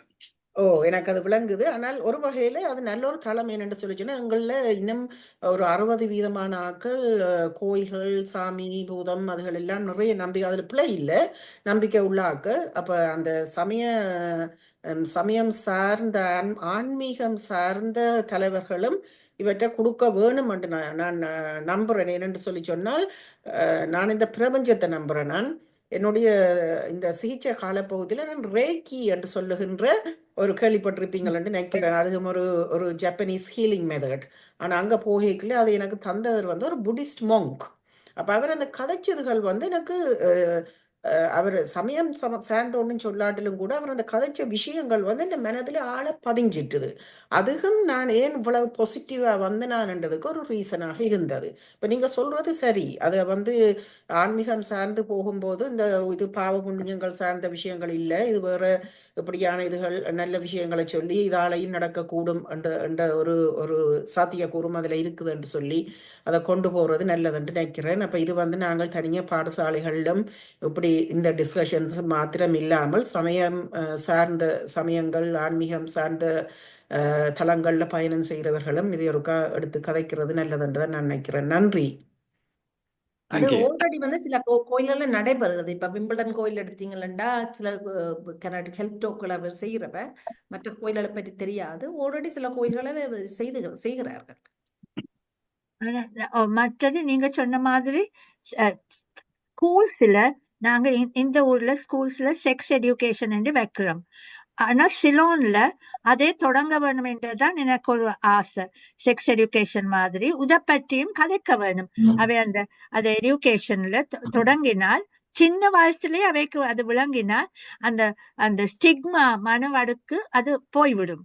ஏன்னா அது நார்மல் மாதிரி வந்துடும். Starting schools with the young children. நன்றி. சிட்டம் நேரமும் நெருங்கிட்டுது. நான் நினைக்கிறேன் எல்லாரும் குயிக்கா அந்த புக்கை பற்றி ஒரு ஃபுல் அண்ட் டீடைல்ஸ் எடுத்துட்டு விடுங்க. நான் உங்களோட கதைக்கிறோம். நாங்கள் ஓகே, தேங்க்யூ. நீங்க தான் பிரிண்ட் பண்ணி கொடுக்க போறீங்க. என்னக்காக நான் செய்தேன். ஓகே, நன்றி. இன்றைக்காக நன்றி எல்லாருக்கும். இன்று கலந்து கொண்ட கலா பிள்ளை, ஹிமா மற்றும் இதில் ஆக்டிவாக கலந்து கொண்ட டாக்டர் சாந்தி, புனிதா, மாயா எல்லாருக்கும் நன்றி. உங்கள் டாக்டர் மற்ற தங்காண்ணா எல்லாருக்கும் நன்றி. நாங்கள் தொடர்ந்து இப்படியான கலந்துரையாடல்கள், பிரயோசனமான கலந்துரையாடல்களை இப்போ 200 செய்துட்டோம். தொடர்ந்து செய்வதற்கு உங்களுடைய ஒத்துழைப்பும் தேவையாக இருக்கிறது. உங்களுக்கு தெரிந்த வல்லுநர்களை எங்களுக்கு அறிமுகப்படுத்துங்கள். நாங்கள் அவர்களையும் கொண்டாந்து இதில் இளமறை காயா இருப்பவர்களையும் நாங்கள் கொண்டு வருவோம். அடுத்த வாரம் லண்டன் ஆர்கைவ்ஸை பற்றி, ஆர்கைவ்ஸ் வேலை செய்கிற ஒருவர் வந்து 30 வருடங்களுக்கு மேலாக வேலை செய்கிறவர் வந்து அதை பற்றி எமது வரலாறுகளை பற்றி இதை பற்றி கதைக்க இருக்கின்றார். அதிலும் நீங்கள் வந்து கலந்து கொள்ளுங்கள் என்று கேட்டுக்கொண்டு, உங்களுக்கு தெரிந்த மற்றவர்களையும் இதில் வந்து வெள்ளிக்கிழமைகளில் நேரம் கிடைக்கும் பொழுது வந்து தாங்கள் இதில் கலந்து கொள்ளுமாறு வேண்டிக் கொள்கின்றோம். ஆகவே நன்றி வணக்கத்தையும் தெரிவித்துக் கொண்டு இன்றைய நிகழ்ச்சிகளை இத்துடன் நிறைவு செய்கின்றோம். நன்றி, வணக்கம்.